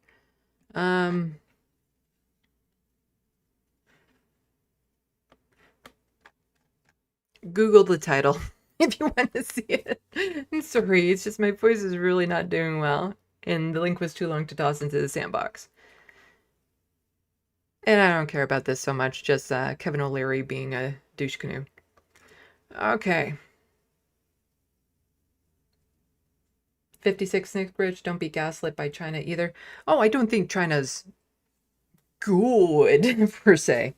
It's just, given the option of what's happening in the United States versus right now, with China, I'd rather go with China. Yeah. They seem far more stable, is what I'm getting at.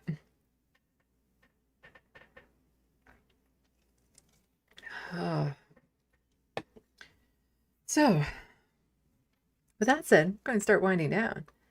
So, yeah, don't forget to read my book, Necroplasm. Okay, this one here. I've only sold 2 copies this month. I'd really like to sell more. The month is almost over. Let's go out with a bang. Okay, checking the sandbox.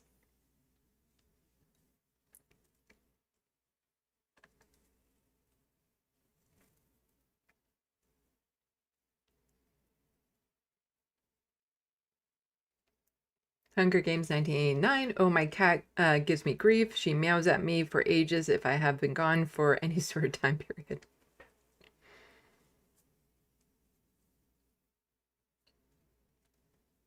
Super Strike 9. Alberta is the Texas of Canada. It's kind of like a combination of Texas and Florida.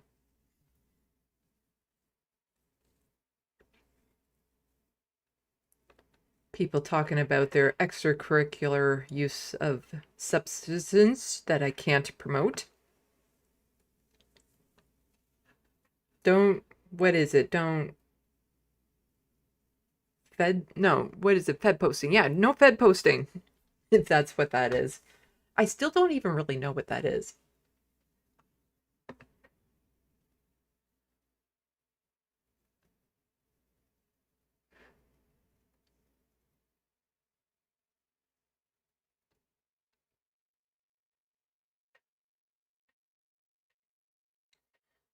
Well, Super Strike 9 has gone to get dinner.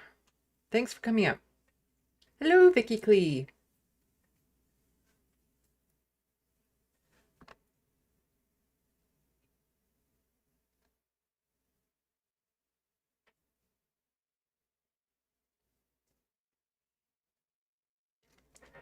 Vicky Clee says, I'm cishet UK born with fairly small internet presence under my own name and wouldn't go anywhere near the US right now. Yeah. And I advised my colleague over Easter to take a burner phone, which she did. Yeah, that's what a lot of people are saying here, because there's a lot of people who have maybe already made plans to go down to the States. They're not going to be making any future plans. So any new plans, so pre-existing plans, a lot of people are still possibly going through with, but any new plans to go down to the States, definite no.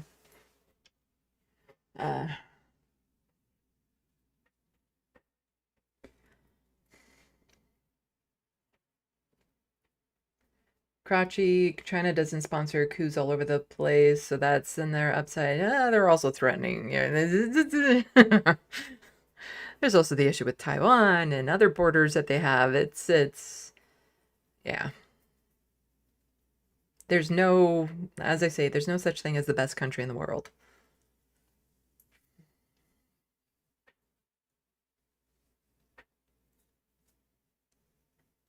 Vicky Clee, when will the election results be announced? Anyone know? Time from now, as I can't do conversations this late, lol. It all depends.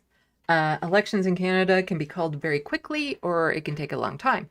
It depends on how close the race is. Like if they're 1 or 2 seats off and then those 1 or 2 seats need to be recounted, then it can take a while. And so like with British Columbia, when they had their provincial election, it took, I think, like over a week before they officially declared, like, it's like, okay, so we're fairly certain it's going to be NDP, but we still can't officially say it because they had to wait so long. And then when I was covering Nova Scotia's election, I blinked and they had called it already. So it depends on the different ridings and how quick it gets counted and everything and how close it is. And so if, like I said, if there's a few seats off and then those seats that are off are very close, like within margin of errors type thing, and there's like automatic recounts and stuff. So, but if, Ontario and Quebec are 80% voting for Liberals or Conservatives, you're going to know by the time they counted all those votes. And they do the staggering so that it's a little, so it's a little all over the place, so that the results come in a little bit more squished together. In other words, I have no idea.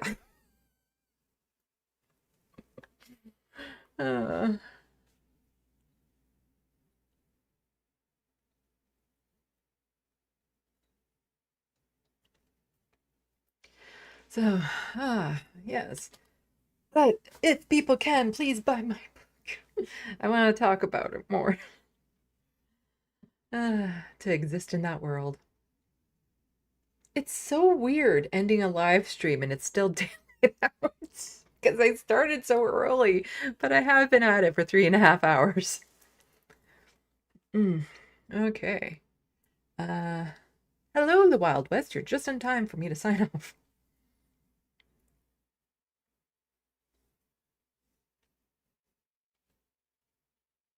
Vicky Clee, in the UK for general elections, there's a race to be the first constituency to declare. They have people running with the vote boxes, etc. Do they have that? No, they don't. They're no. They get counted when they get counted. And so I voted early. Those aren't going to be counted until the day of, but they don't wait until polls close before they start counting them, as far as I know. But there's no silly, like, we want to be the first. But there's a lot of ridings I'm going to be paying attention to see who wins and stuff. Because there's the Aaron Gunn guy. I really hope he loses, but if he's in a strong conservative riding, then he's probably going to get in. And then I'm worried about the NDP being completely wiped out. And so there's a couple like NDP MPs that I really like and hope that they maintain their seats, but apparently they're very close with Liberals right now. See if, all the leaders get their seats, because this is the first time Mark Carney is actually running in an election. There's some issues around Pierre Poilievre and people saying that he might not maintain his seat, and the same with Jagmeet Singh. So it's going to be, this one will be a lot more interesting, kind of based on ridings in a way.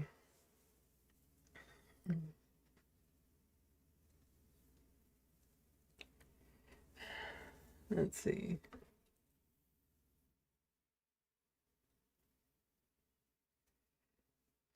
And yeah, everyone, read my book. Sign up for it. Also, memberships available now. And thank you, Soul Life, for the one gifted membership so far this stream. Vicky Clee, yeah, we have no early counting either, but there's like 3 or 4 constituencies that always aim to be the first and have loads of people drafted to do the counts. Plus, they relay things with the boxes. Yeah, there's a lot of they're trying to get, the right wing is trying to get like American conspiracies brought up here and stuff about vote counting, and there was this big hoopla about, oh, you need to take a pen with you because they have pencils there that you can use, but then they might erase the pencil and put in a different. That doesn't happen. It does not happen. And it goes like into the machines right away. Like when you're voting the day of, you see it go into the counter machine. You see it happen. And then they also get all counted by hand, and like it's so ridiculous to think that. So absolutely ridiculous to think that that would be a thing. Because even when I voted early, what happens is you take your little ballot, you go behind the little cardboard thing to vote, you bring it back out, it's folded so the person can't see what you voted, and then it's folded again and put into an envelope that is sealed in front of you. Your name is they've written your name on the envelope and dated it, and then they once it's sealed, they hand the envelope to you to then put into the ballot box. So, you never see it out of sight, and your name is written in pen on it.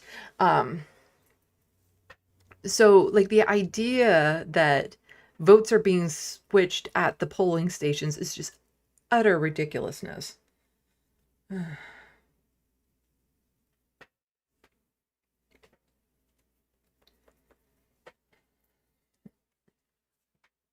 So, let's see. But also, that's my drawing. Check out my artwork, SandeeLovas.com. I so desperately want to start on a new drawing. And I'm not happy with the Emma drawing I did. I'm still not. It's good. I do not deny the fact that it is good. And it looks like Emma.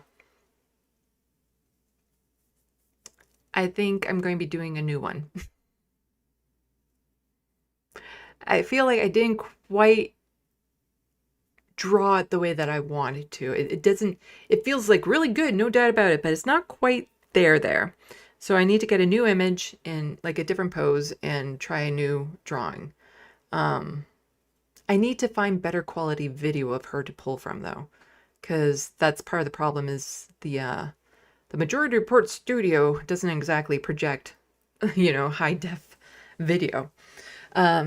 So I'll probably backtrack to when she was on Tim Pool. I think the video quality there is a bit better. Or see her on different programs to see if there's like better video quality and whatnot. To see if I can pull a better image of her. So that I can draw her again. But then there's somebody else I was planning on drawing first. So I'll do that. Well, there's a couple other people. So doing another portrait of Emma isn't a priority. There's a couple other people I want to do portraits of first.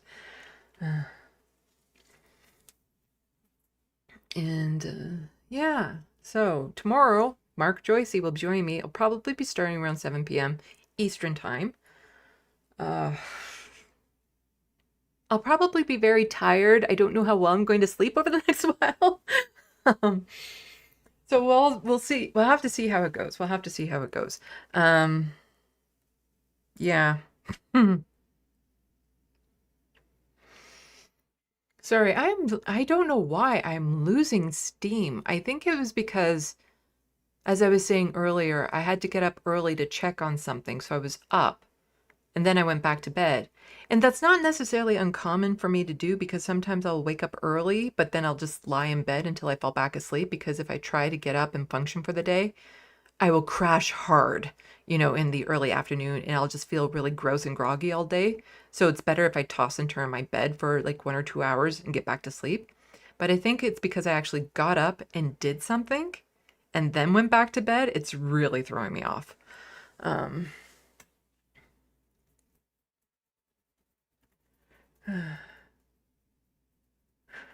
Vicky Clee, the quality of the image Van Gogh received was his own eyes was crap, and yet he is still now seen as a master. I was thinking something about like, oh, the quality. Was he the one that chopped off his ear so you could have like the really realistic? I think that's just a myth anyway. But it's like, yeah, the drawing looks like her. I feel like I could do better. Reminds me of some art projects back when I was in like junior high and stuff.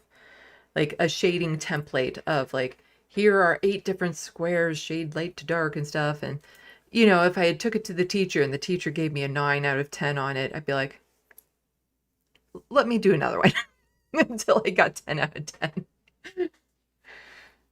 I'm glad that I actually got that, that joy of art back, that need for it. But there's some drawings I want to do. I want to get more back into painting too.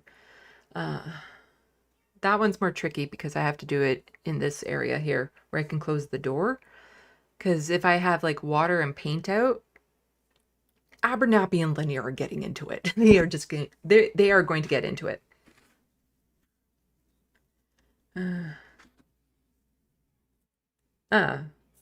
So he did really chop off part of his ear.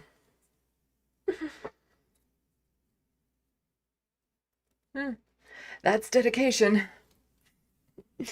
Yeah, let me just so take a face, like just pull off somebody's face in order to really realistically draw.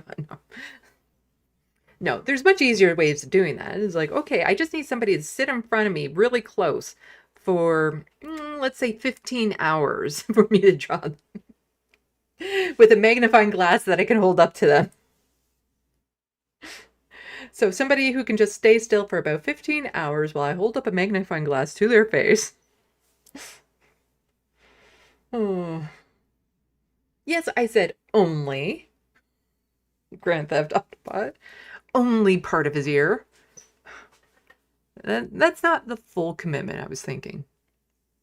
I'm thinking, like, what else was... I think there was something else on my mind that I wanted to talk about, but, you know, like I said, my brain's kind of fried right now. It's frizzled.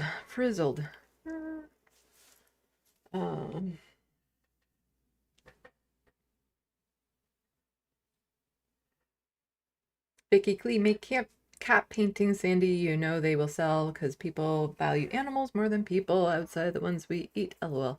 Yeah, some of the paintings that I have in my brain about doing are cat related. Part of it is like a cat like Frodo, much easier to paint than draw because of the very, very, very stark contrast of his black and white fur. Because around his face, do I have a picture of him on here?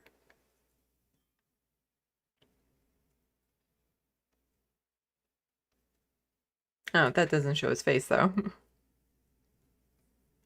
Let me just get into my gallery. Because his face, there's like fine white hairs mixed in with the black.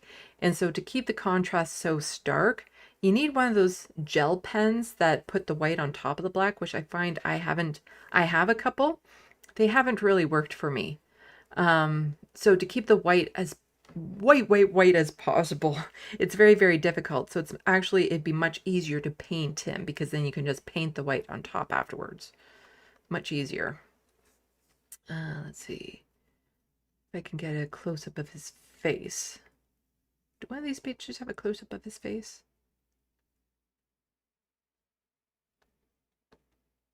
You can't see me looking through the gallery right now.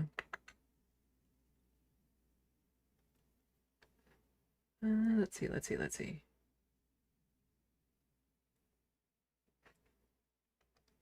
this one work? Ah, that's definitely a close-up of his face.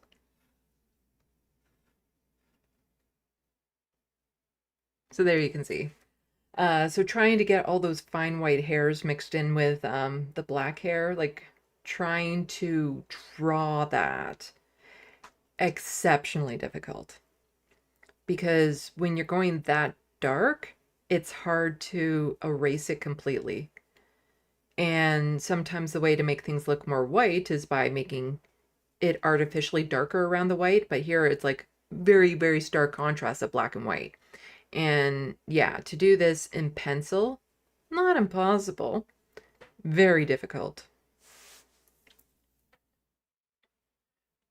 Yes, he does have beautiful eyes. Let's see if I have another one.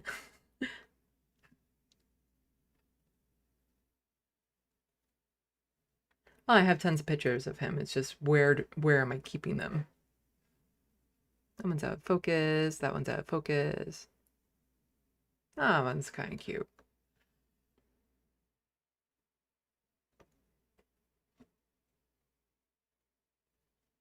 Yes, his eyes can look more green or yellow depending on the lighting. And he always has like this kind of curly whisker going on. And his white mustache, it's so cute. I love that cat to pieces. I love that cat so much.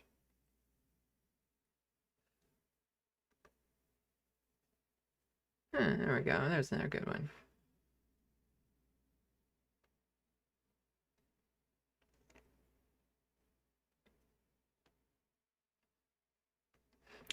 I don't need to regale you all with just cat photos.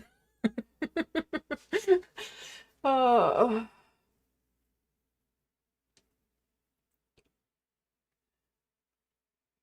56 Newt Rich, nobody shot at Van Gogh's ear and he never drew a painting of it.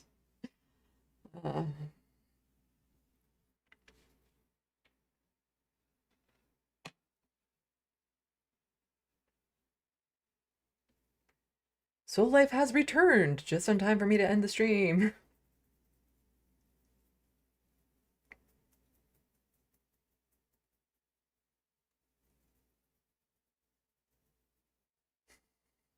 People talking about kitty cats.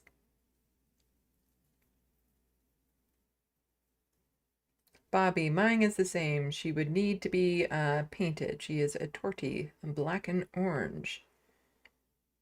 That one's more doable. That one's more doable.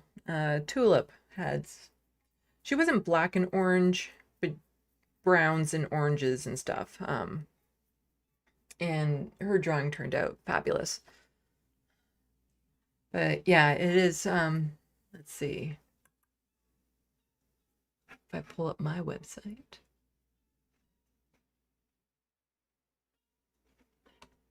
I can hear a dog barking outside. It's kind of annoying.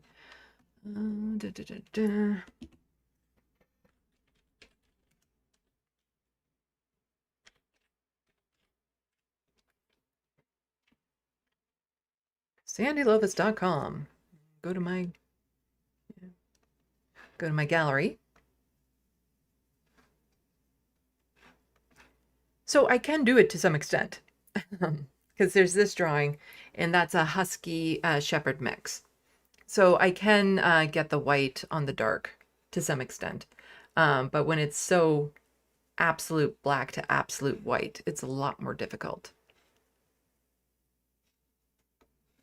Let's see.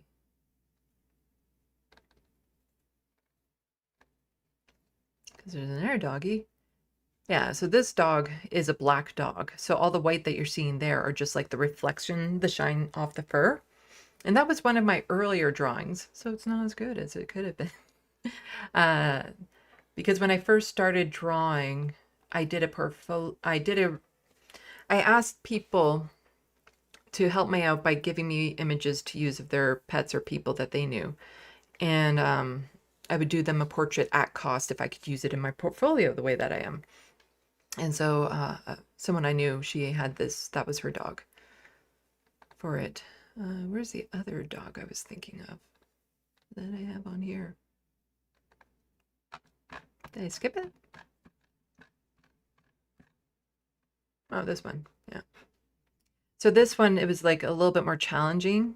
Oh, that's not really zooming in, but like in this area here, getting the white in there and whatnot. But yeah.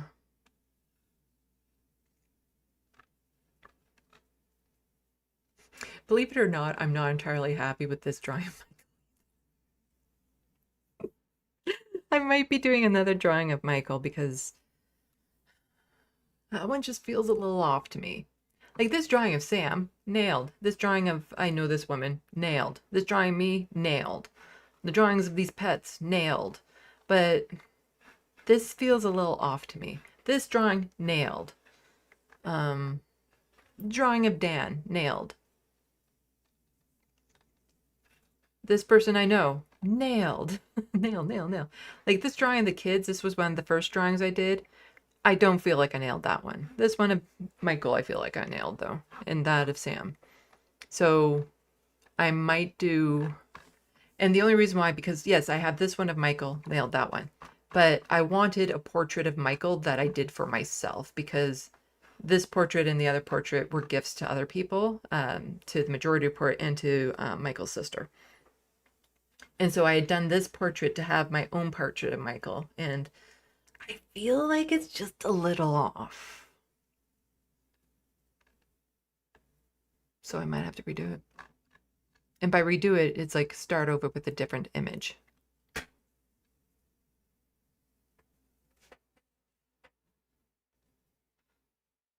Vicky Clee, you should totally offer a pic of Michael to his sister. She'd love it. No, I already did. It was the 1 year passing, anniversary of his passing.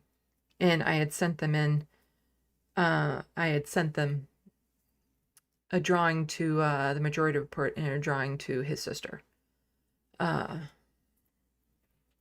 And so the one with the background of him in the studio went to the Majority Report, and the other kind of simple drawing of him when he was a bit younger went to his sister. So that was a bunch of years ago. And yeah, Sam opened it live on the show. Did you not know that? Let's see, do I have the video?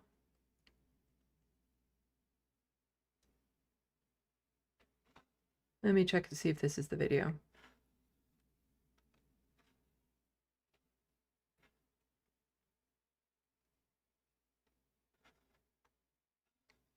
Oh yeah, I put them in a montage of when he showed off the drawing of Michael and when he showed off the drawing I did of him that I gave to him as a gift. So I did a drawing of Sam for him and I gave it to him at the Boston live show. So I actually handed that one to him personally. I wish I could have seen him open it, but I was like the first in line of like 500 people. So he couldn't spend time just opening it in front of me. And I really wish I could have seen it because I was so looking forward to seeing his reaction. But here, I had snipped them and clipped them together of him opening up the portrait I did of Michael and then him opening or showing off the portrait I did of him. Is this big enough? Yeah.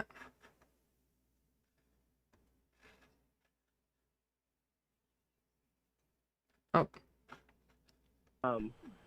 Just sorry. I appreciate the call and good luck to you. You seem like a nice guy. And can I give one shout out too? Just our guy Tesla? with the Adidas tracksuit and the gold chain. We missed you, brother. Left his best. Take care, guys. Gotcha. I appreciate it. All right, I appreciate it. And incidentally, maybe should I open up now? Yeah, that's a good call. I was watching this live. I cannot stress to you how absolutely nervous I was about this. So we got sent a gift. Listener Sandy had reached out to us and said that she had a drawing of Michael. Here it is. It's in here. I have not opened it. She wanted she wanted to see what our reaction was. No, it's in a knot. You need Right, that was easy, Rick. Sun's out, guns out. So. Yep, there you go. Let's see here. Oh, there's cards for everybody. That's very sweet. One for Brendan. Sorry. My card's bigger. Got it. I just had a little bit more to say to him. That's all. Personalized message. Emma actually responded to the card that I wrote for her. And she actually took a picture of it and showed it to her mom what I wrote for her, which was really nice. After I had called to talk to them about something and they had mentioned it. So yeah, the card that I wrote for Emma, she really it touched her really nicely, which it's good to know. It's good to know. Let's see. All right, this is really protected here. Good. You never know what's going to happen in shipping. Bear with me. It's called an unboxing. This is an unboxing.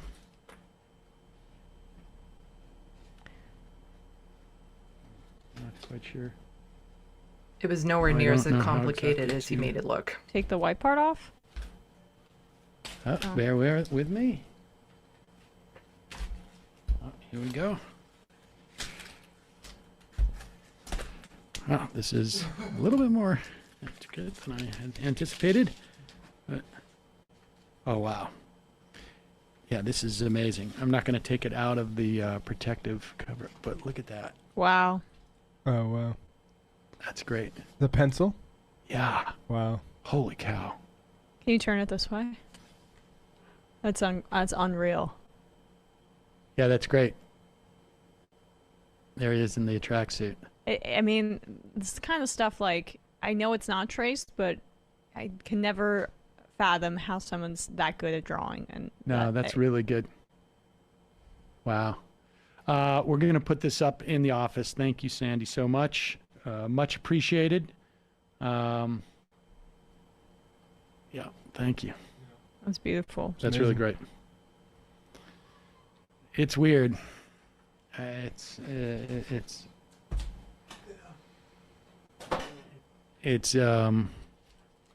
fairly often I find myself just sort of it's just weird. Yeah, I got Sam pretty emotional with that one, I think. All right, let's go. Clown Shoe Mike, I meant to ask. And then this is him showing off the drawing that I gave to him at the Boston show. So talking about it first, then showing it off. Earlier, but was too focused on the Tim Pool Binder question. Did y'all enjoy the beer? Saw Emma drinking some rainbows. Love the show. I did, yeah, I well, did. Thank you very much. I had 1.5, I think, but those were big cans, so they were great. I am from Left of the Box. I have the print. I was going to show it tomorrow, but we have apple chips and Sandy from Left of the Box drew an amazing picture of illustration of you. Illustration of me.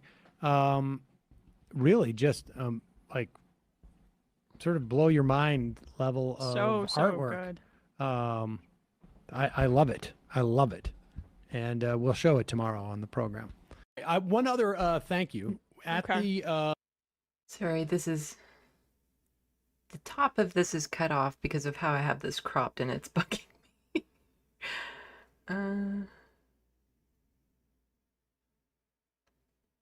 No, that won't work.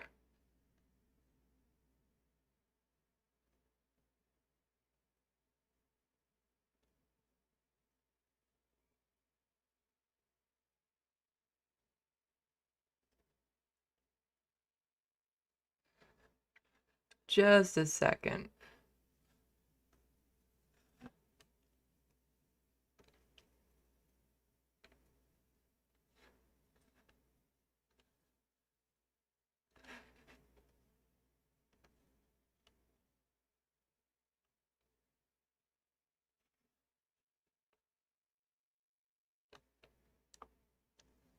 Okay, that's probably a little bit better. No, it's not. Darn it. There.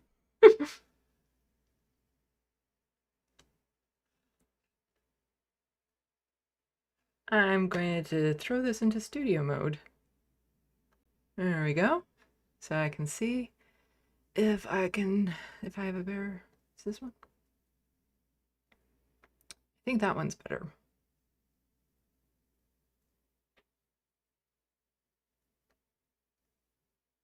No, that one you don't even see me in it though.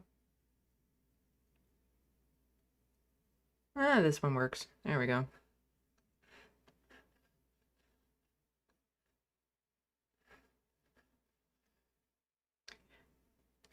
Because he's pretty close to the top of that anyway, and it bugs me when I see videos like that. It was so great to see everybody at the show. I mean, it's one of the funnest parts, frankly, about doing those shows is like actually seeing people that we get IMs from and whatnot.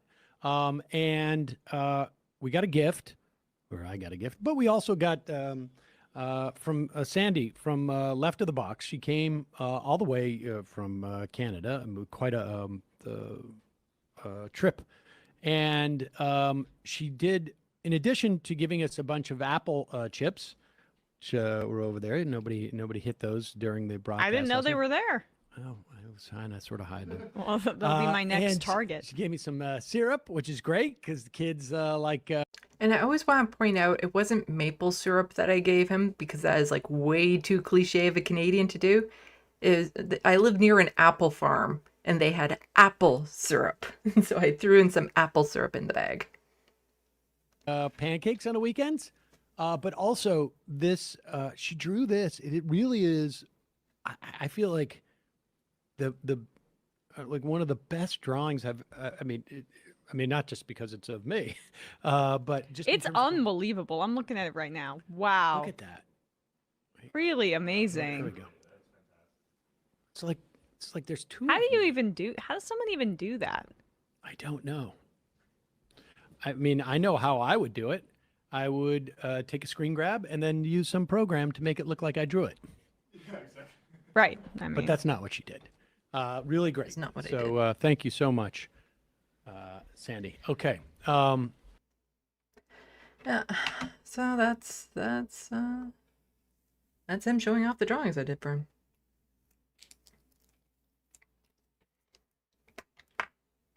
And unfortunately, I don't think I'll be able to travel down to the majority report live show to hand Emma a portrait because I can't afford to go for one thing, but also I can't cross the border. And it seems really ironic to me that, you know, it was going down to the Boston show where I needed to get a passport. And when I was trying to get the passport, I had my birth certificate, but my birth certificate was too damaged to use. So I had to get my birth certificate reissued. And I figured at that time, it just made sense. Well, I can just change my gender marker on it, even though it was in Alberta. And that was not a problem at all. And it was a bit complicated because where the gender marker got changed and where the certificate was issued were like in two different buildings. So I had to make sure that letters were sent to them in conjunction type thing. But I got the gender marker changed to X, and then my passport got the gender on that X. And, you know, actually, like holding those, that is like the only physical validation I have of my gender.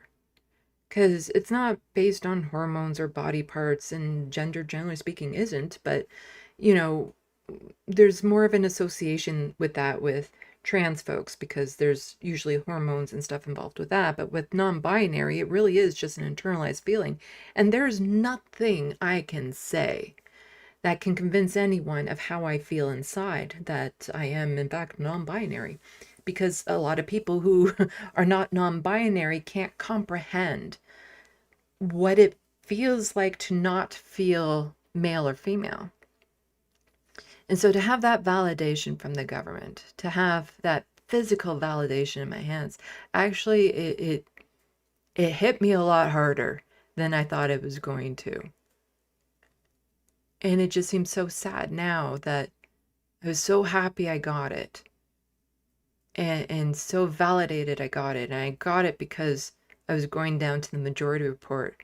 And it's that same thing now that might prevent me from ever going to see another live show from them again. Because I won't be able to cross the border with that. It just, yeah.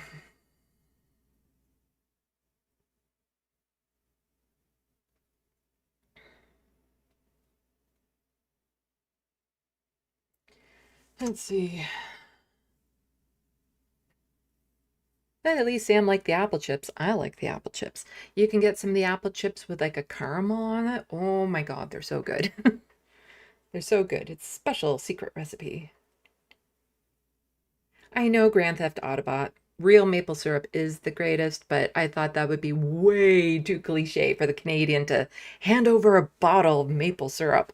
And when I saw the apple syrup, because I was at the Apple store to get, and when I say Apple stores, I mean like actual fruits, not the electronic, to get the apple chips, I saw that there and I'm like, how could I not include that? Because it's not like I had to worry about weight or anything because I was driving. Grand Theft Autobot, which one is the real Sam? 56 Nick Rich, did they promote your book? Did who promote my book? Stanley Beckett, Eric the Red, Sam seemed really touched. Yeah, with the Michael drawing, he definitely seemed really touched. And I knew he would like the drawing of himself because he has expressed before that he appreciates when people do art with him as the muse. Because there's like Eamon Hawke who did the Dave Rubin Nightmare type thing, and other people who have done artwork of him. So I know he appreciates it a lot, being the muse of people artwork. So I knew, because I wanted to give him a gift. I was newly minted as a Rebel HQ content creator, and a lot of that was inspiration through him, the show, everything that got me there. So I knew I wanted to give him a gift, and I figured that would be the perfect thing as a portrait of himself, because he's kind of has an ego like that.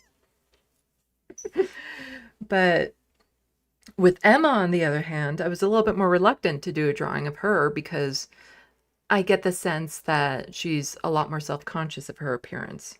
And while she might appreciate the talent and skill that goes into a drawing, she wouldn't necessarily enjoy having a drawing of herself that is photorealistic. And a lot of people will be like, well, you can just remove certain like lines and stuff like that. And it's like, no, you can't, because as soon as you start doing that, it starts looking like artificial intelligence drew it. It removes a lot of the spark, the human element. And so what makes the face look like her is everything in it. All the marks, all the lines and stuff.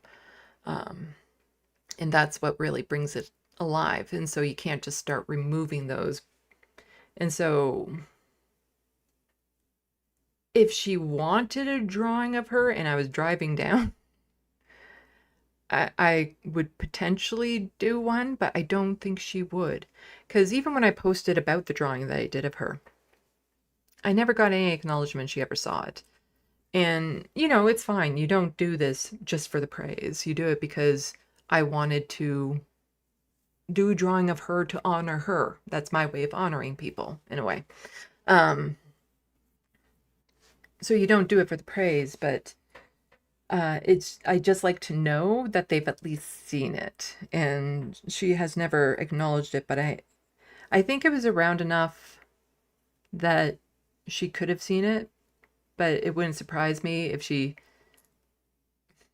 again, it's more of an issue with women than men when it comes to that sort of thing too.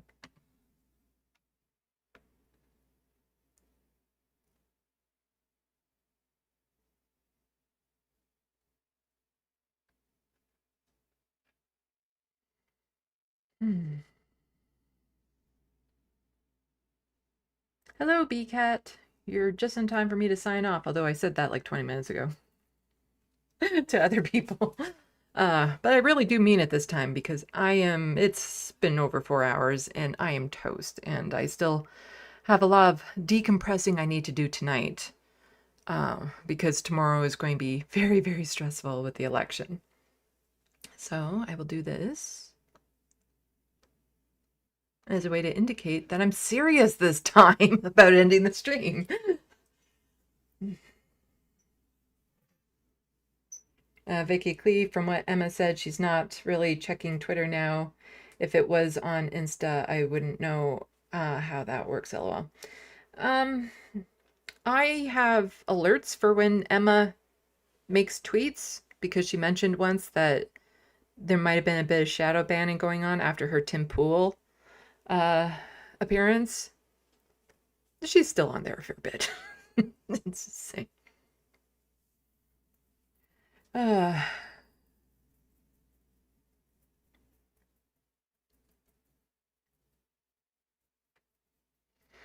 Okay, yeah. I need to, you guys know all this. You know the routine over here. It's always having to work in reverse with the camera. So, yeah, I'm just zoning out because tomorrow's going to be very, very stressful. Again, around 7 p.m., I'll be starting to live stream. Oh, Vicky Clee, yeah, I'm pretty sure she wouldn't get to all the notifications and stuff because I'm sure she gets a million of them every day. But I DM'd her. She follows me on Twitter. I could DM her, so I DM'd her the image. But any DMs I've sent to her in the past have also gone unacknowledged as well, so it's hard to say what's going on.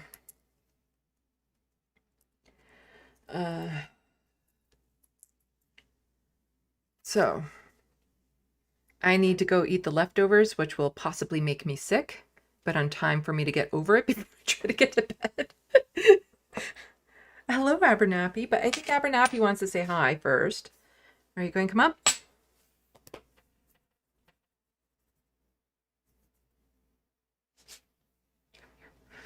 Oh, there we go. Oh, there we go. Show everyone your cute face.